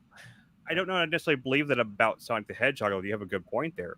I do have this kind of like fringe theory in the back of my mind always that some of the most ridiculous and obscure and surrealist type of art and stuff like that end up not intentionally, but end up absorbing kind of through osmosis deeper meanings that end up coming through in the work simply because they're abstract enough where they can take on those characteristics. They're not defined enough. That's how I feel about like things like the show 12 Ounce Mouse. I've talked about that here before. Oh, and that's such a great show. Yeah, okay, you've seen it. You've seen it. Okay, oh, that's a hilarious show. Like, I need to watch. But it's incredibly deep, though, right? Isn't it like one of the deepest things you've ever seen? Yes. Like it's very philosophical. Yeah. It's all about being in a simulation, and like the simulation is this microcosm, and all. It's just insane. And people thought it was just a stoner show about a drunk mouse, and it's just. So I think that I don't know that Matt Malero had the intention of imbuing 12 Ounce Mouth with all this deep esoteric symbolism, but it's there, and it's kind of hard to ignore because some of it's so one-to-one with actual esoteric symbolism that's already established in their things. And even though I've read interviews with him and stuff, and he seems fairly oblivious to a lot of that stuff. Maybe he's pretending. I don't know why you would pretend, though, really. I don't know what advantage or like what danger there would be in admitting that you had but then again, David Lynch is also that way. If you see an interview with David Lynch about his work, he seems like I don't know, it's just a bunch of dream stuff, but it seems a lot deeper than like that, Yeah, I'll bring out my favorite comic of all time. It's actually by the creator of Invader Zim. Oh yeah, Johnny the Homicidal Maniac, right? Johnny the Homicidal Maniac. Yeah, that's. I Feel Sick. Yeah. I think I Feel Sick is pretty good too. Yeah, I Feel Sick is excellent too. Yes, but Johnny the Homicidal Maniac, deeply philosophical. Definitely, yeah. Comic book. Especially where he has a conversation with two of his puppets. He has these two evil puppets that he created, or somehow they created him in a way, and they give him directions on how to kill people and other things, among other how to commit murders. And it's a very interesting conversation he has with these two puppets that don't really see eye to eye, and kind of in a sense they're excited to see him fail, but he's the only ones they're the only ones that he asks for direction in a way. It's kind of weird relationship he has with these two puppets. And also with his rabbit he has a floating head of a rabbit that like he tortured when he was a kid and murdered when he was a kid, and it just follows him around. It's like this floating rabbit head that just like follows him around wherever he goes. I haven't read it in years, but I remember reading the whole series back because I had a roommate that had the whole run of it, and I poured through those really fast. They were great. and they've stuck Yeah. with me too. I mean, I don't remember it as clearly, but anytime anybody mentions anything from it, I can recall it somewhat. Wait, how do you feel Yeah. about are you a fan of Jodorowsky? Oh, I don't know about Alejandro about- Jodorowsky. Yeah, Alejandro. Yeah, Yeah, Jodorowsky. I like him. He has How a do you couple of spell- new how do you ones I spell haven't that? seen yet. Jodor. He's what is it, Brazilian? Something direct. He's He did I something. think he's Mexican actually. I think he's Mexican. Oh, Mexican. Jodorowsky. Oh, Alejandro Jodorowsky. Alexander. Yeah. Jodrowsky. Yeah, I've And never. one I've time never he heard. was going to direct Dune, and like there's a whole documentary Yeah, about and his version of Dune. oh my god, that was so good. He made a Oh, documentary. I watched Holy Mountain actually. I've seen. Oh, yeah, Holy Holy Mountain. Mountain. Yeah, Holy yeah. Mountain. I've seen that's the Holy. one Yeah, that, I've seen Holy Landon Mountain. and them. Yeah, I watched that movie. Yeah. All of his are like that. Sana Sangre is good. Son of And Song the is documentary great. he made about almost making Dune is Yeah. so good. It's so great. I'm a huge fan of all of his work, and he's just like one of the most esoteric filmmakers ever. But at the same time, like it's I don't know. I find his stuff really accessible. You know, it's not as We hard need to to add like. him to our movie list Definitely, yeah, because definitely. I saw Dance of Reality. I haven't seen Endless Poetry.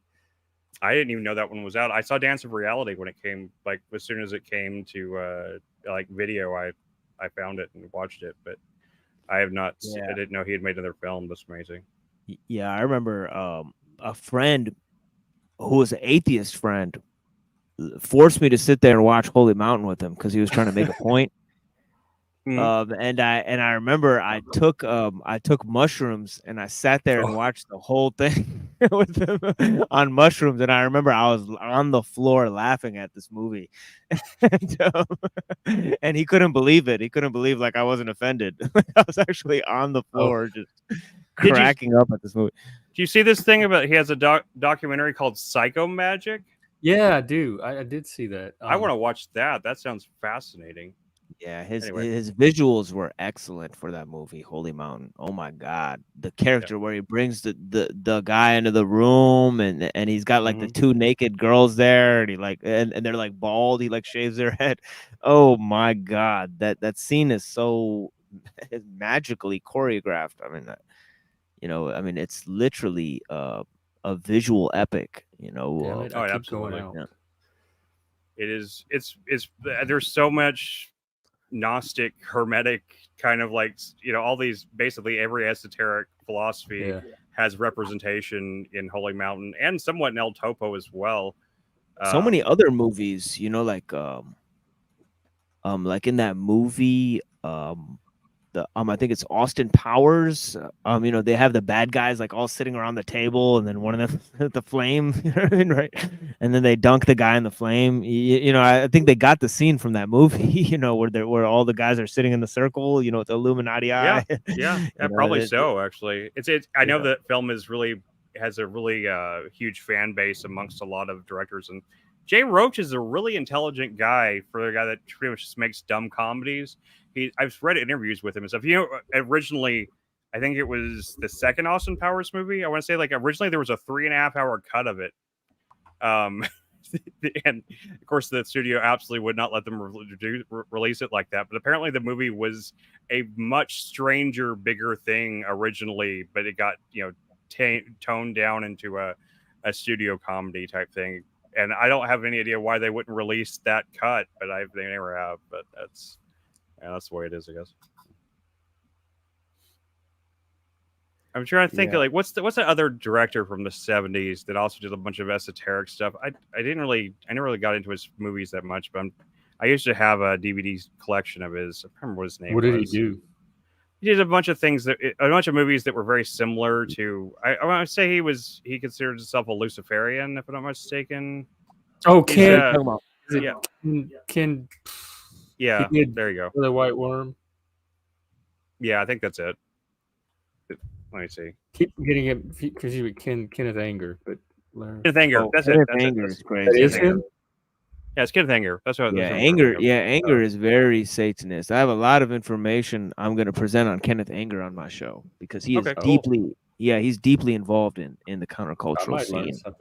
Oh yeah, he's deeply involved with transhumanism and the occult and all of those things. He's one of the foundational figures in our modern age for the occult movement, the occult revival, and the kind of whole Timothy Leary type of scene.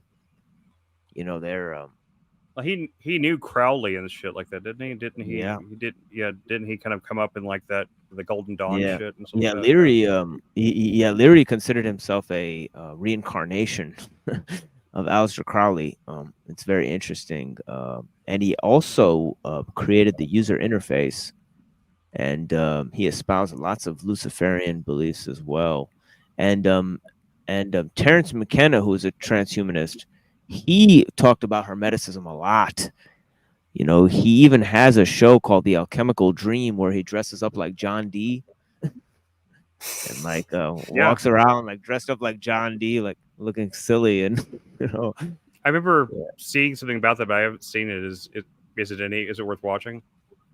Oh, The Alchemical Dream by Terence McKenna. It's Yeah. fucking chock full of information. I mean, I mean, I'd say it's 1-to-1 with the occult stuff I've read and learned about. I can't believe he's talking about that stuff. You know, just because I have to go to academic sources to read about stuff like that, and he just went and presented it in a documentary, highly a very important documentary for our time. You know, Alchemical Dream. It tells you how science came from alchemy.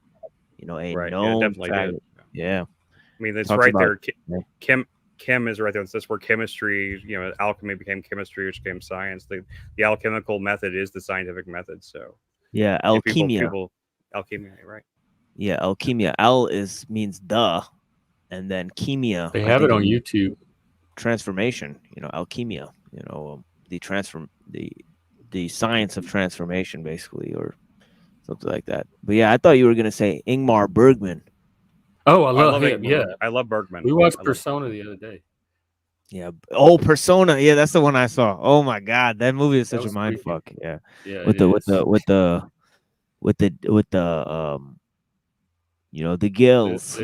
Liv Ullmann and B.B. With Anderson. the gills. The movie made a- about Yeah, gills. like the girls. I made a beat that's on my SoundCloud that's built around the way the trailer of Persona is, because it's got this whole thing with like this film going through this projector and it breaking and stuff. And I built the whole track around that sample. So yeah, I'm a huge fan of it. I'm gonna try to re-upload it. It wouldn't let me upload it, but let me try. Oh, again. download it? Okay. No, upload it on the StreamYard. Oh, it lets you upload it. Weird. Because I don't understand. yeah, I did know why. download it. Yeah, there's also a guy, Michelangelo Antonioni. You guys ever hear of that? Yeah, yeah. he did Antonini, Blow, yeah. didn't he? Which one? What'd you say? Didn't he do Blow? Antonini? No, the not Blow. The one about photography. You mean Blow Up? Yeah, Blow Up, Yeah, that's a different. That's not the That's right not one. I think I know what you're talking about. Antonini made things like La Ventura. Yeah, La Ventura. Yeah. Michelangelo Antonioni. He did Blow Up. Blow Yeah, Up. he did blow up. Yeah. That's the one Yeah, I he did saw. blow up. I always confuse Blow Up with the one with John Travolta. The titles are similar. I think, if I'm thinking right. And Rossellini is another one I watched, but Rossellini is a different. He's not. He goes into historical realism. Yeah. And he made a movie called Socrates. God, that's an excellent movie. I haven't seen his that movie. Yeah, his movie on Socrates, Rossellini, Socrates. God, it's an excellent film. I think I cried at the end of that movie. You know, I was like, oh my god. You know, philosophers are so fucking cool, but I always say how they're chumps. You know, but yeah. But that movie really got me. You know, that movie really got me. I haven't seen that one. I have to check it out. Yeah, where he drinks the poison. You know, when Socrates drinks the poison. Spoiler alert: Socrates drinks poison. If you guys don't know. They have that one on Yeah. The alchemy thing and Socrates are both on YouTube. Cool. That's really cool. We should definitely make some time to watch. I know those. we're gonna have to have more than 2 movie nights. a Yeah, week probably with the so. list For growing real. like it is. I was looking at a list here from because we were talking about esoteric films, and for whatever reason, Google lists Zardoz as being an esoteric film. Oh, which I I guess love it is, Zardoz. but I would- it's kind of amazing and also kind of silly, but I think it probably deserves that title. I but enjoyed it. still. It was 'cause I like Barbarella. It reminded me of Yeah, it's very similar. female Barbarella. Just the outfit that Sean Connery is wearing is that's where all the silliness really comes from. I think the opening of it's pretty amazing, like the giant head spewing out weapons or guns to everybody, you know. Yeah. Anyway, there was a TV show that I think I think it was made by Hulu actually. I haven't watched the entire series, but it's about I can't remember the guy that created the Jet Propulsion Laboratory, the guy that like the father of modern rocket science, and about him falling into Aleister Crowley's whole thing and stuff like that. Jack Parsons. Yeah, there's a TV show about Jack Parsons, dramatized thing. I need to watch the rest of it because I watched the first 2 or 3 episodes and I forgot about it because at the time it was still coming out and I just got distracted by other things. But I think that particular, I've always wanted to write something or make something that's set in that time period, kind of where the Golden Dawn and all those little like secret societies and esoteric groups were all kind of like rising and fighting with each other and everything. I think it's a fascinating time period and just a really interesting setting for something. I just think there's so much rich material in that I find I just find that historical period. We were talking about like making art, people not getting involved in art. I mean, I've written things before. I do want to still try to make a couple of movies or something before I die, but it does take money and it does take people. So it's, as far as I know, there isn't really much of a way to it. At very least, it needs people. If it doesn't have get it money started. Behind it, you need people. Like, I can write it started, so. and then maybe people can get involved. Yeah, I thought about. I wrote most of a script a while back, and I probably lost it now on that hard drive I lost. But I have a really good, strong, like kind of like low budget thriller thing that I think has some really interesting ideas in it. Did you guys ever hear about? Did you ever hear about Neurocam? It was an internet thing from I don't know, about 15, no, probably like 10, 11 years ago. You heard about Neurocam? I wrote a whole thing kind of based on like the kind of a similar type concept of Neurocam, and it was a pretty good little thriller. It kind of played into an ending that was kind of reminiscent of Rosemary's Baby's ending, and it had that same kind of like dark, ironic twist to it. I thought, I mean, it might be worth resurrecting just because I think it's probably the most makeable of a lot of the ideas I've had, because it wouldn't really require much budget or it didn't require a huge cast either, or like anything that would be like huge set pieces or anything. So anyway, I don't know, I'm just rambling now. It's creative rambling though. Yeah. I mean, I really like what you said, where you said something about like you wanted to do some music projects, stuff like that yourself, Machine. So yeah, and I'll send you some tapes, definitely, in terms of and I'll see who else is really out here, because I know a lot of people are like audio engineers. I know people send me back my shows with improved audio and stuff. People are talking about it all the time, and I've been wanting to do that ever since I was a kid. But I'm thinking of, because like I'm more of like, I have like kind of like a maybe like a Zach De La Roca or like a Chuck D type of, scream rap type of, thing that I'm working on, and I'm thinking of just, maybe improvised lyrics, to kind of, kind of a, like a techno Arabic like kind of sound. I don't know if I could do that, like techno but also Eastern. I don't know if I could do that. There's a group, but it's a Thievery Corporation. They do Thievery Corporation. Yeah, they're really good. Yeah, Thievery Corporation. But there's actually a band called Muslim Gauze. Yes, Muslim Gauze. I know about them. I think I've heard of them too. An excellent electronic group. It's actually just one man who's dead now, but he was extremely prolific.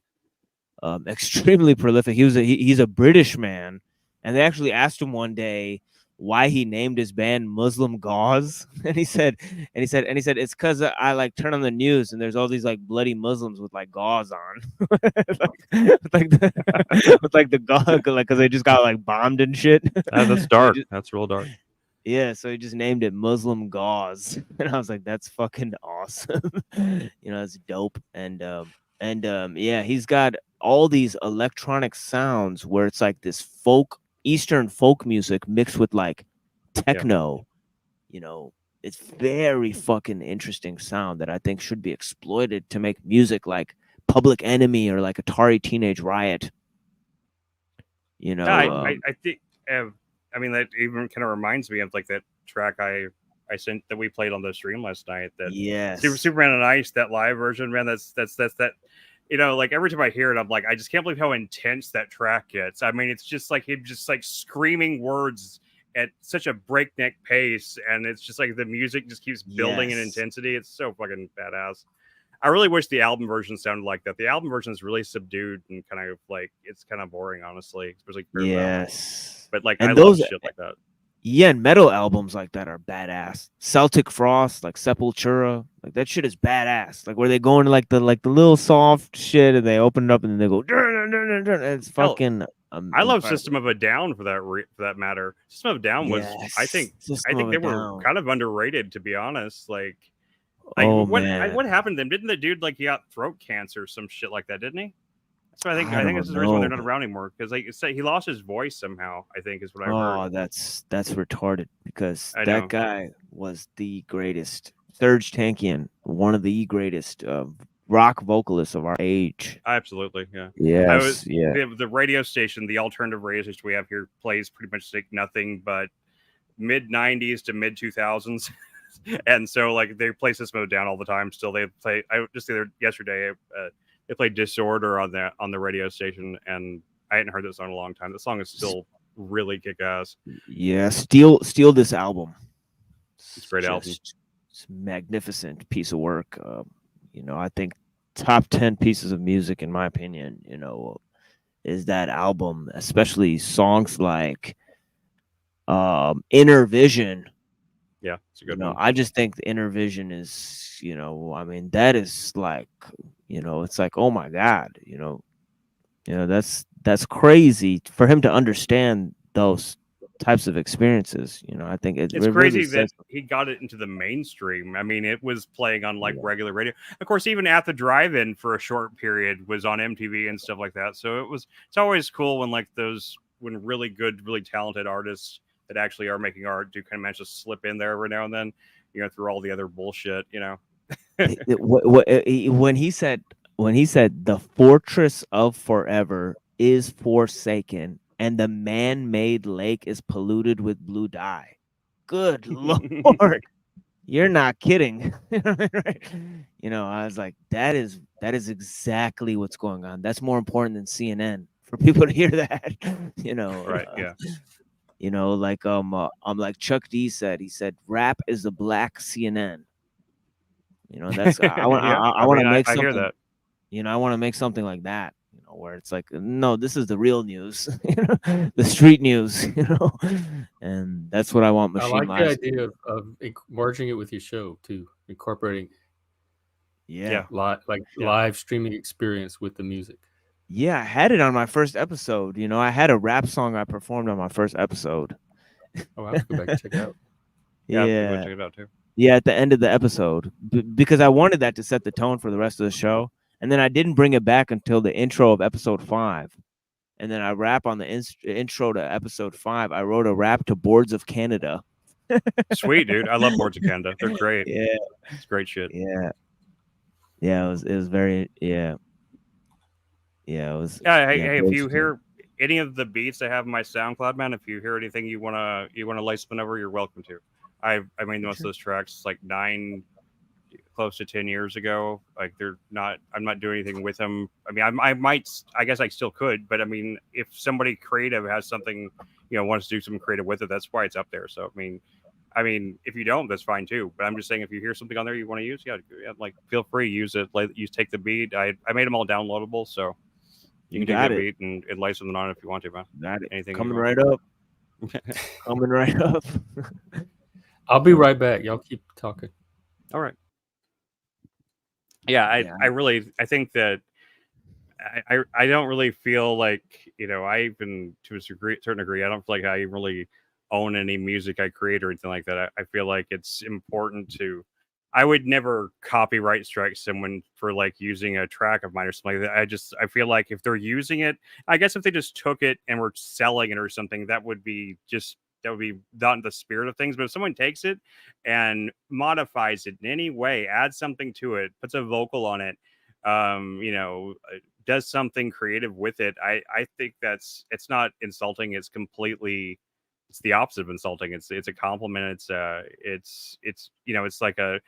It's like a way for people to kind of involve themselves in your own art and can make it into new art. And I firmly believe that sampling and shit like that that's the way it's supposed to be. I think we're supposed to be able to take from other things, and because we do that anyway, we incorporate our influences, we take everything we've ever heard and said, and we chew it all up and spit it back out in a different formation, and I think that if anytime anyone's ever tried to stop that, it's practically evil to me. I mean, like that lawsuit, I mean, I don't even like that song Blurred Lines that much, but the fact that Marvin Gaye's family was able to successfully sue Pharrell and Robin Thicke or whatever his name was, and all those people to get money from that song because it sounded like it was in the style of Marvin Gaye. That is toxic as fuck.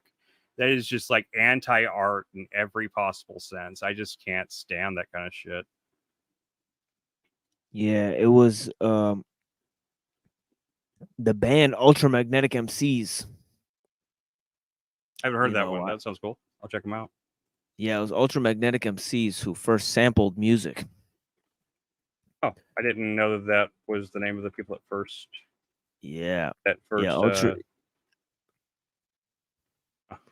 I thought sampling was like. I mean, I thought more or less.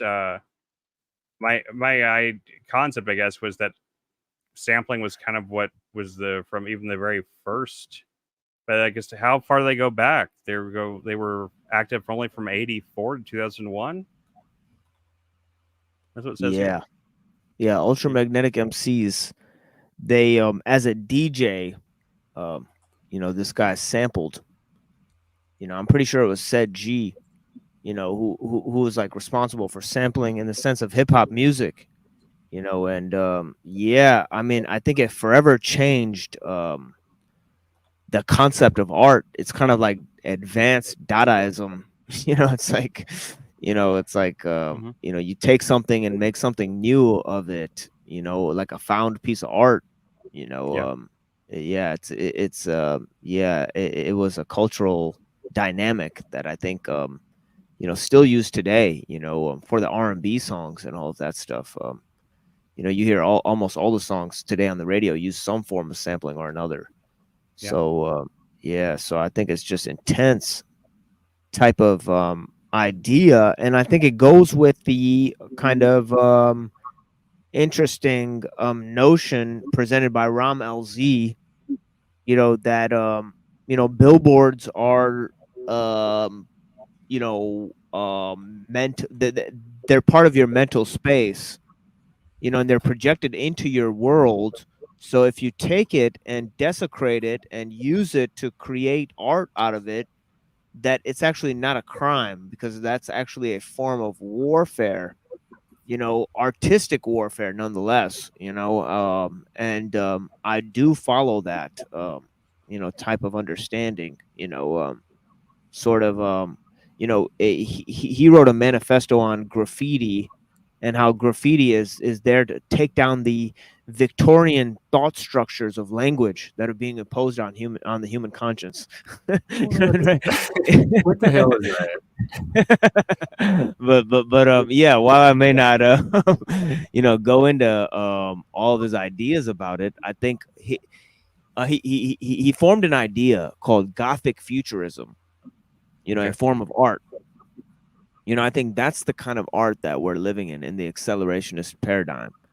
You know, it's a neo-medieval, you know, world. You know, because we're kind of in a sense of neo-feudalism. You know, and you know, so that kind of creates this culture. You know, a global feudalist model. You know, which you know, I think he was on the right track. Gothic futurism. It's interesting concept, and it's kind of related to the kind of H.R. Geiger, you know, type of thing too. You know, kind of him using the cybernetic whole kind of view, and then tying it with the Lovecraftian, you know, kind of medieval sensibility. You know, that sort of thing is Gothic futurism too. Like I think of like H.R. Geiger, you know, and I think that that is what, you know, that's like a, you know, that's what the new art is going to be. You know, it's going to be like Alex Gray, like H.R. Geiger type of stuff. You know, where it's like this new medieval. It's like this new kind of, you know, classical, you know, rendition. You know, of, but it's also psychedelic in a way. You know, so yeah, definitely. If you're a fan of Giger, you definitely should check out the Jodorowsky's Dune documentary because Giger did all the designs, and there's some of the Oh no coolest, way! some of the Oh yeah, I best. forgot Giger about that. and Mobius and Giger did the designs for his Dune project. So Oh I mean, it's insane.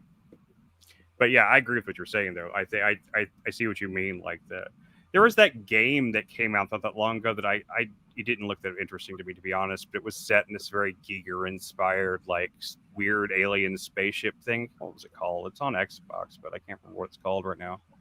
It's like it's all really like I don't know. It's all really gross looking and everything. It's like a first person puzzle type game where you wake up in like this alien ship and you have like something like plugged into your stomach. It's all like body horror and shit. But I mean, the art design looked interesting, but the actual concept just looked kind of lame to me. But it looked interesting from an art perspective. I can't remember what it's called right now. It's got like a one yeah, word title. I can't remember what it was. and that's why those figures are so terrifying, because there's no sense in which the biology begins and the machine ends in those images. You know, and that terrifies the shit out of people, and it does so for a good reason, I think. You know? It was Scorn. It's called Scorn. And like I don't play the game, but like it's if you're interested in that kind of art, I was just mentioning it just because you're saying how like that's like the it's how you see like kind of the direction art's going in, like that gothic futurism. Yes, there's an If you just awesome look up band the called Scorn, Scorn too. Yes, cool. yeah. Have you ever heard of the band Scorn? I haven't, but I'll check them Oh out. I guess my God, I'm like gonna metal drop or something. Is it metal or that something? link in Discord, because they have this song called "Maker of Angels." Good Lord, it's so fucking excellent. "Maker of Cool. Angels" by Scorn. You know, but I'll have to check it out. Is it a metal band or is it something it, else? it's kind of like tech. It's kind of like black metal techno. It's like Okay. interesting. Oh Yeah, yeah, yeah. That's definitely like the put it. kind of yeah, that's the kind of shit that I like. It's like it's like black metal techno. I Yeah, used to listen to a lot of industrial stuff that was basically black yeah, metal techno. So yeah, yeah. even Industrial is one of my there's favorite genres. there's even some bands that were groups that were part of what was back then considered to be quote unquote Christian music. That's actually some of the darkest shit I've ever heard. There's this one group called Alexa. I know not. I know now we hear Alexa, we think of Amazon, but it didn't exist then. And or maybe it was Alexia. Maybe it was Alexia. I don't know. But then there was another one called Rackets and Drapes. I met those guys and they were insane. They were actually actual crazy people. Um, they were they were at this was the time when Marilyn Manson was huge, and like they were a lot darker than Manson stuff. I grew up in a kind of a weird thing, like in between thing where like there was bands in that existed in the Christian space that were in a lot of ways doing things that were a lot less Christian than the stuff that was in the mainstream even at the time. Some of the music festivals and stuff I went to back then, man, there was some really still stuff I listen to this day. There's this band called the Prayer Chain to this album called Mercury. I did a remix of one of their tracks on my SoundCloud, and that album I still listen to it all the time this day. And it's one of the darkest, most just like sludgy kind of like, I don't even know how to describe it. Nothing else sounds like that album, but I just really check it out. You can find it on YouTube. So, Well, it's been definitely a great pleasure hanging out with you guys. I do have to pray now, and also last night I want to add, I thank you guys for joining the panel last night. Almost saving my panel for that for the duration that you were on there. Definitely you guys saved the day for me, and I won't forget you guys for that. Well, we're gonna show up again. Don't worry. Yeah, check out Machine Lies. He does streams Tuesdays and Saturdays. Thank you guys. And you never know what you're gonna get. Yeah. Yeah, it's random. I always stick with my presentation no matter what. So during the beginning or end of the show, I do a short presentation on some topics or issues, and then the panel goes where it wants to. Because of my friends there, I don't want to ignore anyone. So I want to be there for people, open, no matter who they are, even if I, may dislike them a little or they might hate me a lot. and that's very fine. Ambitious. Oh yeah. But I have nothing to hide. But definitely, I invite everyone to come and join there, and I'll be sending, I'll be checking out that SoundCloud. Me and Chris gonna work together on some things, hopefully, and then definitely. And we'll figure out what we're gonna do. But yeah, I'm also gonna go try to talk to those people that showed up on my panel last night. It didn't go so well for them. And they had some complaints. So I'm gonna just tell them about my panel dynamics. well, in the comment. Well, they just felt like it's like I'm inviting them into my home. And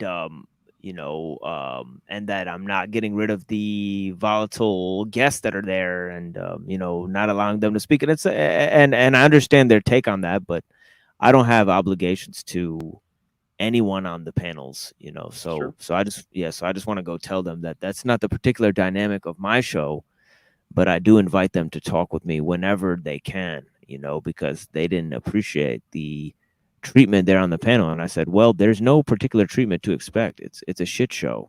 So I'm in a, it's, live from Detroit, Michigan. It is what it is. Definitely, man. And BYOG, bring your own guns. And hey, if you need to talk about that other stuff we talked about last night, give me a message on Discord anytime, and I'm here for you anytime you need. Okay. Thank you, Chris. I really appreciate that. Yeah, no problem, man. Yeah, bless you guys. It's been really great hanging out with you, man. Yeah, of course, every single time. Yeah. Thank you, absolutely. guys. Bless you guys, man. Yeah, thank you. Well, take care. We'll see you again. Yeah. This has been a really great stream. Yeah, that's been great. Yeah, that was fun. I'm gonna keep them going. I'll stream tomorrow. I may not be able to stream Tuesday because I work all day. Unless it's late in the evening. I'll play by ear. We're watching True Detective that night, right? Right. Okay. After. And then I have a Zoom. I have a Zoom right after that, so it's going to be Watch and then Jet. But I can probably stream on Wednesday, but then Thursday, Friday, Saturday, Sunday, I'm going to be at that Wild Man weekend. No problem, man. I won't be able to come back till next week. So we'll try to get as much as we can in this week. Okay, that's cool. I would say I guess if I don't have a channel or anything established, I'd say I'd try to keep it going or something, but I don't really know I don't know that anybody would show up. I don't really want to sit here and just talk to myself. You could. I guess try. You can get a free StreamYard account, and I do have one. Do you have a YouTube channel? I mean, technically, anybody has a YouTube account has a YouTube channel, so. Because you have to set it, if you're going to stream, you have to set it up in advance. There's like a 24-hour wait period. Yeah, I know. You have to start the process and put in your application and then wait 24 hours until they approve you. Oh, to do live streaming? Is it for live Yeah. streaming? Yeah. Yeah. I accidentally, I was looking at my account last night, actually, and like I was just going through the categories on the TV, actually, and I went by, I didn't realize that it happened, I guess 7 years ago. I accidentally hit the go live button on a thing messing around and something. So there's like a 3-second video that I apparently started live streaming. So I don't know if I have to do that or not, but I'll look into it and find out.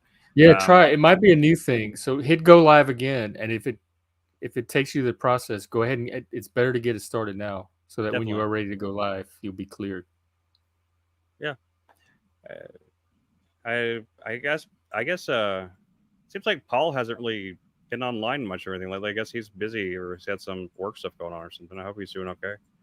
He didn't really Yeah, I just think he's busy. I mean, he seemed fine this morning. He seemed fine. He just it seemed like he was He has a life outside, unlike us. He has an Right. actual life outside of That's streaming. true. That is true. I do have the tendency to forget that about people sometimes.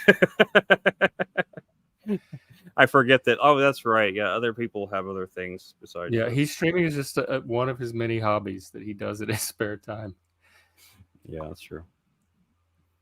The Discord's been really quiet though lately. Damn it, They're I used keep to freezing up. Really? It Or is it hasn't you? shown up on this side. It hasn't shown up on this side. Oh, yeah. Like I've been earlier- freezing the whole stream. Well, earlier you did freeze for like a minute and a half, but I haven't Yeah, seen it you kept freeze after resetting the that. video. I would completely lose connection. Yeah. You too, adaptable. Good to see you too. Let me see. Tomorrow, I don't know. What's a good time? I can do late morning to early afternoon. Anytime, man. Just I don't have a schedule, so Okay, I mean I'll just I'll show put up it. whenever you say. I'll schedule it after this. I'll probably do a little earlier tomorrow because I have something in the afternoon to do. It's cool. Definitely.